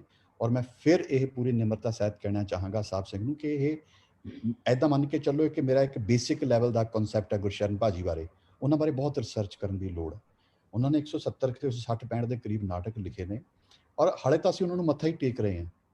ਉਹਨਾਂ ਬਾਰੇ ਕਦੇ ਕਿਸੇ ਨੇ ਇਸ ਲੈਵਲ ਦੇ ਉੱਪਰ ਗੱਲ ਕਰਨ ਦੀ ਕੋਸ਼ਿਸ਼ ਨਹੀਂ ਕੀਤੀ। ਸਾਨੂੰ ਬਹੁਤ ਲੋੜ ਹੈ, ਸਾਨੂੰ ਬਹੁਤ ਕੰਮ ਕਰਨਾ ਪਏਗਾ। ਔਰ ਮੈਂ ਓਪਨਲੀ ਕਹਿ ਰਿਹਾ ਕਿ ਮੇਰੀਆਂ ਇਹ ਆਬਜ਼ਰਵੇਸ਼ਨ ਬੇਸਿਕ ਲੈਵਲ ਦੀਆਂ ਆਬਜ਼ਰਵੇਸ਼ਨ ਨੇ। ਅਗਰ ਕੋਈ ਗਲਤ ਸਾਬਤ ਕਰੇਗਾ ਤਾਂ ਰਦਰ ਮੈਨੂੰ ਖੁਸ਼ੀ ਹੋਏਗੀ। ਮੈਂ ਮਾਡਲ ਵੱਲ ਆਉਣਾ ਚਾਹੁੰਦਾ ਕਿ ਗੁਰਸ਼ਰਨ ਭਾਜੀ ਉੱਪਰ ਇੱਕ ਇਲਜ਼ਾਮ ਲੱਗਦਾ ਰਿਹਾ ਕਿ ਉਹਨਾਂ ਨੇ ਸਾਨੂੰ ਰੰਗਮੰਚ ਦਾ ਮਾਡਲ ਕੀ ਦਿੱਤਾ, ਔਰ ਇਹ ਸਵਾਲ ਉਸ ਵੇਲੇ ਵੀ ਉਹਨਾਂ ਦੇ ਹੁੰਦੇ ਵੀ ਇਹ ਚੁੱਕਿਆ ਗਿਆ, ਅੱਜ ਵੀ ਇਹ ਬਰਕਰਾਰ ਹੈ। ਔਰ ਕਿਤੇ ਨਾ ਕਿਤੇ ਅੱਜ ਮੈਂ ਫਿਰ ਐਡਮਿਟ ਕਰਦਾ ਕਿ ਜਦੋਂ ਇੱਕ ਮੰਚਨ ਡਾਕਟਰ ਆਤਮਜੀਤ ਤੇ ਡਾਕਟਰ ਸਤੀਸ਼ ਵਰਮਾ ਨੇ ਰਲ ਕੇ ਇੱਕ ਮੰਚਨ ਨਾਮ ਦਾ ਮੈਗਜ਼ੀਨ ਸ਼ੁਰੂ ਕੀਤਾ ਸੀ, ਔਰ ਇਹ ਮੈਗਜ਼ੀਨ ਜਿਹੜਾ ਬਹੁਤ ਇੱਕ ਮਾਰਕੇ ਦਾ ਕੰਮ ਸੀ ਡਾਕਟਰ ਸਾਹਿਬ ਦਾ, ਔਰ ਅਸੀਂ ਵੀ ਉਹ ਕਿਤੇ ਨਾ ਕਿਤੇ ਮੰਚਨ ਨਾਲ ਜੁੜੇ ਸਨ। ਐਜ਼ ਕਾਰਕੁਨ ਅਸੀਂ ਉਸ ਦੇ ਲਈ ਮਤਲਬ ਮੈਂਬਰ ਬਣਾਉਂਦੇ ਸਾਂ। ਉਹਨਾਂ ਨੂੰ ਜਿੱਥੇ ਸਾਨੂੰ ਡਾਕਟਰ ਸਾਹਿਬ ਕੰਮ ਕਹਿੰਦੇ ਸੀ ਅਸੀਂ ਕਰਦੇ ਸੀ। ਲੇਕਿਨ ਜਦੋਂ ਮੰਚਨ ਬਹੁਤ ਪੀਕ ਤੇ ਸੀ ਤਾਂ ਡਾਕਟਰ ਸਾਹਿਬ ਨੇ ਔਰ ਉਹਨਾਂ ਦੀ ਪੂਰੀ ਟੀਮ ਨੇ ਇੱਕ ਅਵਾਰਡ ਸ਼ੁਰੂ ਕੀਤਾ। ਮੰਚਨ ਅਵਾਰਡ ਸੀ ਉਹ। ਪਹਿਲਾ ਅਵਾਰਡ ਜਿਹੜਾ ਸੀ ਬਲਵੰਤ ਗਾਰਗੀ ਨੂੰ ਦਿੱਤਾ ਗਿਆ, ਔਰ ਉਹ ਸ਼ਾਇਦ ਉਹਨਾਂ ਨੇ ਲੈਣ ਤੋਂ ਇਨਕਾਰ ਕਰਤਾ। ਔਰ ਦੂਜਾ ਅਵਾਰਡ ਸੀ ਜਿਹੜਾ ਗੁਰਸ਼ਰਨ ਭਾਜੀ ਨੂੰ ਦਿੱਤਾ ਗਿਆ। ਔਰ ਗੁਰਸ਼ਰਨ ਭਾਜੀ ਦੇ ਉਸ ਅਵਾਰਡ ਦੇ ਉੱਪਰ ਕੁਝ ਮੇਨਲੀ ਮੈਂ ਤੇ ਮੇਰੀ ਟੀਮ ਸੀ, ਅਸੀਂ ਇੱਕ ਮੈਗਜ਼ੀਨ ਕੱਢਦੇ ਸੀ ਰੰਗਮੰਚ। ਅਸੀਂ ਇਤਰਾਜ਼ ਕੀਤਾ। ਸਾਡਾ ਇਤਰਾਜ਼ ਇਹ ਸੀ ਕਿ ਗੁਰਸ਼ਰਨ ਭਾਜੀ ਨੇ ਕੀ ਮਾਡਲ ਦਿੱਤਾ, ਔਰ ਕਿਉਂਕਿ ਇਹ ਉਸ ਵੇਲੇ ਦੀ ਜਰਨਲ ਧਾਰਨਾ ਸੀ। ਸਾਡਾ ਇਤਰਾਜ਼ ਇਸ ਗੱਲ ਤੇ ਸੀ ਕਿ ਮੰਚਨ ਦਾ ਹਮੇਸ਼ਾ ਦਾਅਵਾ ਇਹ ਸੀ ਕਿ ਅਸੀਂ ਰੰਗਮੰਚ ਨੂੰ ਪ੍ਰਮੋਟ ਕਰਨ ਵਾਲੇ ਲੋਕਾਂ ਨੂੰ ਇਹ ਅਵਾਰਡ ਦੇਵਾਂਗੇ। ਇਸੇ ਨਾਮ ਦੇ ਉੱਪਰ ਪੈਸੇ ਇਕੱਠੇ ਕੀਤੇ ਗਏ ਤੇ ਬਾਅਦ ਦੇ ਵਿੱਚ ਅਵਾਰਡ ਗੁਰਸ਼ਰਨ ਭਾਈ ਨੂੰ ਦਿੱਤਾ ਗਿਆ, ਜਿਹਦੇ ਬਾਰੇ ਜਨਰਲ ਆਬਜ਼ਰਵੇਸ਼ਨ ਇਹ ਹੈ ਕਿ ਉਹਨਾਂ ਨੇ ਕੋਈ ਮਾਡਲ ਨਹੀਂ ਦਿੱਤਾ। ਔਰ ਮੈਂ ਸੱਚੀ ਗੱਲ ਤਾਂ ਹੈ ਕਿ ਉਹ ਨਾ ਸਿਰਫ ਉਹ ਮੇਰਾ ਇਤਰਾਜ਼ ਜਿਹੜਾ ਸੀ ਉਹ ਬਾਅਦ ਦੇ ਵਿੱਚ ਮੈਨੂੰ ਮਹਿਸੂਸ ਹੁੰਦਾ ਰਿਹਾ ਕਿ ਇਹ ਗਲਤ ਸੀ, ਬਲਕਿ ਮੈਨੂੰ ਉਹ ਜਿਹੜੇ ਆਪਣੇ ਸ਼ਬਦਾਂ ਲਈ ਵੀ ਸਾਰੀ ਉਮਰ ਅਫਸੋਸ ਰਿਹਾ। ਮੈਂ ਉਸ ਦੇ ਲਈ ਉਹਨਾਂ ਦੇ ਰੰਗਮੰਚ ਲਈ ਇੱਕ ਵਧੀਆ ਸ਼ਬਦ ਇਸਤੇਮਾਲ ਨਹੀਂ ਸੀ ਕੀਤਾ, ਮੈਂ ਦੁਹਰਾਉਣਾ ਨਹੀਂ ਚਾਹੁੰਦਾ ਇੱਥੇ। ਲੇਕਿਨ ਸੱਚੀ ਗੱਲ ਤਾਂ ਇਹ ਹੈ ਕਿ 2005-6 ਤੱਕ, ਇਹ ਗੱਲ ਤਾਂ 1992-93 ਦੀ ਹੈ, 15 ਸਾਲ ਤੱਕ ਫਿਰ ਵੀ ਮੈਂ ਗੁਰਸ਼ਰਨ ਭਾਜੀ ਦੇ ਰੰਗਮੰਚ ਨੂੰ, ਜਾਂ 10 ਸਾਲ ਬਹੁਤ ਗੰਭੀਰਤਾ ਨਾਲ ਨਹੀਂ ਸੀ ਲਿਆ। ਮੈਂ ਮੰਨ ਕੇ ਚੱਲਦਾ ਸੀ ਕਿ ਉਹ ਕੋਈ ਮਾਡਲ ਨਹੀਂ ਦੇ ਰਹੇ ਸਾਨੂੰ। ਪਰ ਜਦੋਂ ਮੈਂ 2006 ਦੇ ਵਿੱਚ ਪੰਜਾਬੀ ਨਾਟਕ ਦੇ ਕਾਵਿ ਸ਼ਾਸਤਰ ਵਿਸ਼ੇ ਉੱਪਰ PhD ਸ਼ੁਰੂ ਕੀਤੀ, ਤੇ ਸ਼ਬਦੀਸ਼ ਮੈਂ ਇੱਕ ਫੈਸਲਾ ਕੀਤਾ ਕਿ ਮੈਂ ਜਿਹੜਾ ਇਹ ਟੌਪਿਕ ਵੀ ਮੈਨੂੰ ਡਾਕਟਰ ਆਤਮਜੀਤ ਨੇ ਸੁਝਾਇਆ ਸੀ, ਔਰ ਉਸ ਲਈ ਲੱਗਦਾ ਸੀ ਕਿ ਬੜਾ ਸਧਾਰਨ ਜਿਹਾ ਟੌਪਿਕ ਹੈ। ਡਾਕਟਰ ਸਾਹਿਬ ਕਹਿੰਦੇ ਕੋਈ ਨਹੀਂ, ਸੌਖਾ ਬਣ ਜੂਗਾ ਤੇਰੇ ਲਈ, ਸੌਖਾ 200-250 ਨਾਟਕ ਹੋਊਗਾ, ਪੜ੍ਹ ਲੈ ਤੇ ਤੂੰ ਕੋਈ ਨਹੀਂ ਕਰ ਲਏਗਾ, ਤੂੰ ਹੀ ਕਰੇਗਾ, ਹੋਰ ਕੌਣ ਕਰੂਗਾ। ਲੇਕਿਨ ਜਦੋਂ ਨਾਟਕ ਪੜ੍ਹਨਾ ਸ਼ੁਰੂ ਕੀਤਾ ਤੇ ਨਾਟਕ ਤਾਂ ਲੱਭ ਗਿਆ ਕੋਈ 1200-1300, ਤੇ ਪਰ ਫਿਰ ਮੈਂ ਹੁਣ ਜਿੱਦ 'ਚ ਪੈ ਚੁੱਕਿਆ ਸੀ ਕਿ ਮੈਂ ਕਦੇ ਪਿੱਛੇ ਹਟਣ 'ਚ ਵਿਸ਼ਵਾਸ ਨਹੀਂ ਰੱਖਦਾ। ਮੈਂ ਫੈਸਲਾ ਕੀਤਾ ਮੈਂ ਸਾਰਾ ਪੰਜਾਬੀ ਨਾਟਕ ਪੜ੍ਹ ਕੇ PhD ਆਪਣੀ ਮੁਕੰਮਲ ਕਰੂੰਗਾ। ਉਸ ਦੌਰਾਨ ਅਚਾਨਕ ਮੈਨੂੰ 2-3 ਅਜਿਹੇ ਅਹਿਸਾਸ ਹੋਏ ਜਿਨ੍ਹਾਂ ਨੇ ਮੈਨੂੰ ਗੁਰਸ਼ਰਨ ਭਾਜੀ ਦੇ ਬਾਰੇ ਸੀਰੀਅਸਲੀ ਸੋਚਣ ਲਾਇਆ। ਉਹ ਇਹ ਸੀ ਕਿ 100 ਸਾਲ ਦਾ ਪੰਜਾਬੀ ਨਾਟਕ, ਮੇਰੀ ਜਿਹੜੀ PhD ਹੈ ਉਹ 1909 ਤੋਂ ਲੈ ਕੇ, ਪਹਿਲੇ ਨਾਟਕ ਤੋਂ ਲੈ ਕੇ, ਚੰਦਰ ਹਰੀ ਪੰਜਾਬੀ ਦਾ ਪਹਿਲਾ ਨਾਟਕ ਤੋਂ ਲੈ ਕੇ ਤੇ 2009 ਤੱਕ ਦੀ ਹੈ। 9 'ਚ ਮੈਂ ਆਪਣਾ ਥੀਸਿਸ ਸਬਮਿਟ ਕੀਤਾ। ਤਾਂ 100 ਸਾਲ ਦੇ ਪੰਜਾਬੀ ਨਾਟਕ ਦੇ ਵਿੱਚ ਮੈਂ ਮਹਿਸੂਸ ਕੀਤਾ ਕਿ ਪੰਜਾਬੀ ਨਾਟਕ ਕਰ ਕੀ ਰਿਹਾ। ਉਹ ਲਗਾਤਾਰ ਵਿਧੀਆਂ ਦੀ ਤਲਾਸ਼ ਕਰ ਰਿਹਾ, ਜੁਗਤਾਂ ਦੀ ਤਲਾਸ਼ ਕਰ ਰਿਹਾ, ਔਰ ਰੈਦਰ ਇੱਕ ਪੰਜਾਬੀ ਮੁਹਾਂਦਰੇ ਦੀ ਤਲਾਸ਼ ਕਰ ਰਿਹਾ। ਹੁਣ ਸਵਾਲ ਇਹ ਪੈਦਾ ਹੁੰਦਾ ਹੈ ਕਿ ਗੁਰਸ਼ਰਨ ਭਾਜੀ ਨੇ ਕੀ ਮਾਡਲ ਦਿੱਤਾ। ਇਹ ਸਵਾਲ ਇੰਪੋਰਟੈਂਟ ਨਹੀਂ ਹੈ। ਸਵਾਲ ਤਾਂ ਇਹ ਹੈ ਕਿ ਪੰਜਾਬੀ ਦੇ ਕਿਹੜੇ ਨਾਟਕਕਾਰ ਨੇ ਸਾਨੂੰ ਕੋਈ ਮਾਡਲ ਦਿੱਤਾ। ਈਸ਼ਵਰ ਚੰਦਰ ਨੰਦੇ ਤੋਂ ਸ਼ੁਰੂ ਕਰਦੇ ਹਾਂ। ਉਹ ਹੈਨਰਿਕ ਇਬਸਨ ਦੇ ਯਥਾਰਥਵਾਦੀ ਥੀਏਟਰ ਨੂੰ ਅਪਣਾ ਲੈਂਦਾ। ਅਗਾਂਹ ਉਹ ਹਰਚਰਨ ਸਿੰਘ ਉਸ ਦਾ ਅਨੁਸਰਨ ਕਰਦੇ ਨੇ। 1942 ਤੱਕ ਪਹੁੰਚਦੇ ਪੰਜਾਬੀ ਨਾਟਕ ਦੇ ਵਿੱਚ ਪ੍ਰਯੋਗਵਾਦੀ ਲਹਿਰ ਸ਼ੁਰੂ ਹੋ ਜਾਂਦੀ ਨੇ, ਔਰ ਗੁਰਦਿਆਲ ਸਿੰਘ ਫੁੱਲ, ਕਪੂਰ ਸਿੰਘ ਘੁੰਮਣ, ਔਰ ਗੁਰਚਰਨ ਸਿੰਘ ਜਸੂਜਾ, ਹਰਸ਼ਰਨ ਸਿੰਘ, ਔਰ ਇਸ ਤੋਂ ਬਾਅਦ ਸੁਰਜੀਤ ਸਿੰਘ ਸੇਠੀ, ਇਹ ਸਾਰੇ ਨਾਟਕਕਾਰ ਜਿਹੜੇ ਨੇ ਪ੍ਰਯੋਗਵਾਦੀ ਲਹਿਰ ਨੂੰ ਅਪਣਾ ਲੈਂਦੇ ਨੇ, ਜਿਹੜੀ ਕਿ 1942 ਤੋਂ ਸ਼ੁਰੂ ਹੋ ਕੇ ਘੱਟੋ ਘੱਟ 1965 ਤੱਕ ਲਗਾਤਾਰ ਚੱਲਦੀ ਹੈ। ਔਰ ਇਹ ਸਾਰੇ ਦਾ ਸਾਰਾ ਪ੍ਰਯੋਗਵਾਦੀ ਜਿਹੜਾ ਲਹਿਰ ਹੈ ਇਹ ਯੂਰਪੀਅਨ ਥੀਏਟਰ ਦੀ ਨਕਲ ਹੈ ਔਰ ਅਵਾਂਗਾਰਦ ਮੂਵਮੈਂਟ ਤੋਂ ਪ੍ਰਭਾਵਿਤ ਹੈ।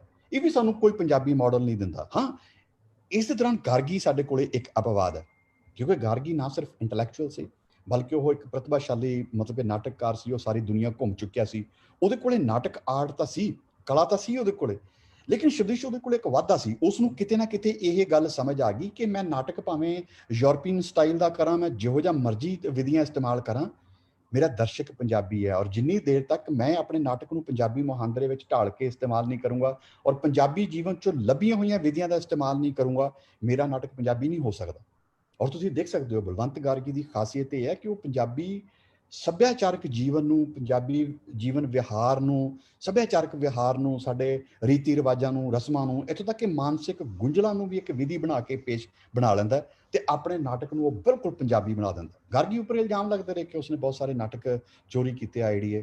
ਮੈਨੂੰ ਨਹੀਂ ਲੱਗਦਾ ਕਿ ਉਸਨੇ ਕੁਝ ਚੋਰੀ ਕੀਤਾ, ਉਹ ਪ੍ਰਭਾਵਿਤ ਹੋਇਆ ਹੋ ਸਕਦਾ, ਲੇਕਿਨ ਜੇ ਉਸਨੇ ਕੁਝ ਕੀਤਾ ਵੀ ਹੋਏਗਾ ਤੁਸੀਂ ਕਦੇ ਗਾਰਗੀ ਦੇ ਵਿੱਚੋਂ ਯੂਰਪ ਨਹੀਂ ਲੱਭ ਸਕੋਗੇ। ਉਸਨੇ ਇੰਨੀ ਖੂਬਸੂਰਤੀ ਨਾਲ ਉਹ ਪੰਜਾਬੀ ਨਾਟਕਾਂ ਦੇ ਉੱਪਰ ਪੰਜਾਬੀ ਮੁਹਾਂਦਰਾ ਚਾੜਿਆ ਕਿ ਉਹਦੇ ਨਾਟਕ ਬਹੁਤ ਵਧੀਆ ਪੰਜਾਬੀ ਨੇ। ਉਸਨੇ ਸਾਨੂੰ ਇੱਕ ਮਾਡਲ ਦਿੱਤਾ। ਲੇਕਿਨ ਉਸ ਤੋਂ ਬਾਅਦ ਜੇ ਤੁਸੀਂ ਕਹੋ ਕਿ ਉਸ ਲਹਿਰ ਤੋਂ ਬਾਅਦ ਸਾਨੂੰ ਕੋਈ 1969 ਦੇ ਵਿੱਚ ਗੁਰਸ਼ਰਨ ਭਾਜੀ ਆ ਜਾਂਦੇ ਨੇ, 75 ਦੇ ਵਿੱਚ ਸਾਡੇ ਕੋਲੇ ਅਜਮੇਰ ਸਿੰਘ ਔਲਖ, ਚਰਨਦਾਸ ਸਿੱਧੂ ਆ ਜਾਂਦੇ ਨੇ, ਦਵਿੰਦਰ ਦਮਨ ਜੀ ਆ ਜਾਂਦੇ ਨੇ, ਔਰ ਡਾਕਟਰ ਆਤਮਜੀਤ ਆ ਜਾਂਦੇ ਨੇ। ਮੈਂ ਫਿਰ ਸਵਾਲ ਕਰਦਾ, ਇਹਨਾਂ ਦੇ ਵਿੱਚ ਸਾਡੇ ਕੋਲ ਕੌਣ ਸਾਨੂੰ ਪੰਜਾਬੀ ਨਾਟਕ ਦਾ ਮਾਡਲ ਦੇ ਰਿਹਾ? ਉਸ ਤੋਂ ਗਾਂਹ ਚੱਲਦੇ ਹਾਂ, ਹਰਪਾਲ ਟਵਾਣਾ ਰੰਗਮੰਚ ਕਰਨ NSD ਤੋਂ ਆਉਂਦੇ ਨੇ, ਫਿਰ ਟੋਨੀ ਬਾਤਿਸ਼, ਕੇਵਲ ਧਾਲੀਵਾਲ, ਜਾਂ ਉਹਨਾਂ ਤੋਂ ਬਾਅਦ ਹੋਰ ਜਿਹੜੇ ਨਾਟਕਕਾਰ ਜਿਹੜੇ ਇਹ ਰੰਗਮੰਚ ਨਿਰਦੇਸ਼ਕ ਨੇ, ਸਾਨੂੰ ਕਿਹੜੇ ਪੰਜਾਬੀ ਮਾਡਲ ਰੰਗਮੰਚ ਦਾ ਮਾਡਲ ਦਿੰਦੇ ਨੇ? ਬਹੁਤ ਸਾਰੇ ਜਿਹੜੇ ਨੇ NSD ਤੋਂ ਜਾਂ ਦਿੱਲੀ ਦੇ ਥੀਏਟਰ ਤੋਂ ਜਾਂ ਯੂਰਪੀਅਨ ਥੀਏਟਰ ਤੋਂ ਲਗਾਤਾਰ ਇੱਕੋ ਚੀਜ਼ ਹੋ ਰਹੀ ਹੈ ਕਿ ਅਸੀਂ ਵਿਦੇਸ਼ੀ ਜਾਂ ਦੇਸ਼ੀ ਜਾਂ ਵਿਧੀਆਂ ਚੱਕ ਕੇ ਲੈ ਕੇ ਆ ਰਹੇ ਹਾਂ। ਸਿਰਫ ਬਲਵੰਤ ਗਾਰਗੀ ਸੀ ਜਿਸ ਨੇ ਬਾਹਰ ਦੇ ਆਰਟ ਨੂੰ ਪੰਜਾਬੀ ਮੁਹਾਂਦਰੇ ਵਿੱਚ ਢਾਲਣ ਦੀ ਕੋਸ਼ਿਸ਼ ਕੀਤੀ, ਤੇ ਦੂਜੀ ਕੋਸ਼ਿਸ਼ ਬਾਅਦ ਦੇ ਵਿੱਚ ਹੁੰਦੀ ਹੈ ਗੁਰਸ਼ਰਨ ਭਾਜੀ ਦੇ ਰੂਪ ਦੇ ਵਿੱਚ। 100 ਸਾਲ ਦੇ ਵਿੱਚ ਪੰਜਾਬੀ ਨਾਟਕ ਜੁਗਤਾਂ ਤੇ ਵਿਧੀਆਂ ਦੀ ਤਲਾਸ਼ ਕਰ ਰਿਹਾ, ਔਰ ਗੁਰਸ਼ਰਨ ਭਾਜੀ ਨੂੰ ਕੋਈ ਡਾਲਮਾ ਨਹੀਂ ਹੈ। ਉਹਨਾਂ ਦੇ ਮੂਹਰੇ ਕੋਈ ਦੁਵਿਧਾ ਨਹੀਂ ਹੈ।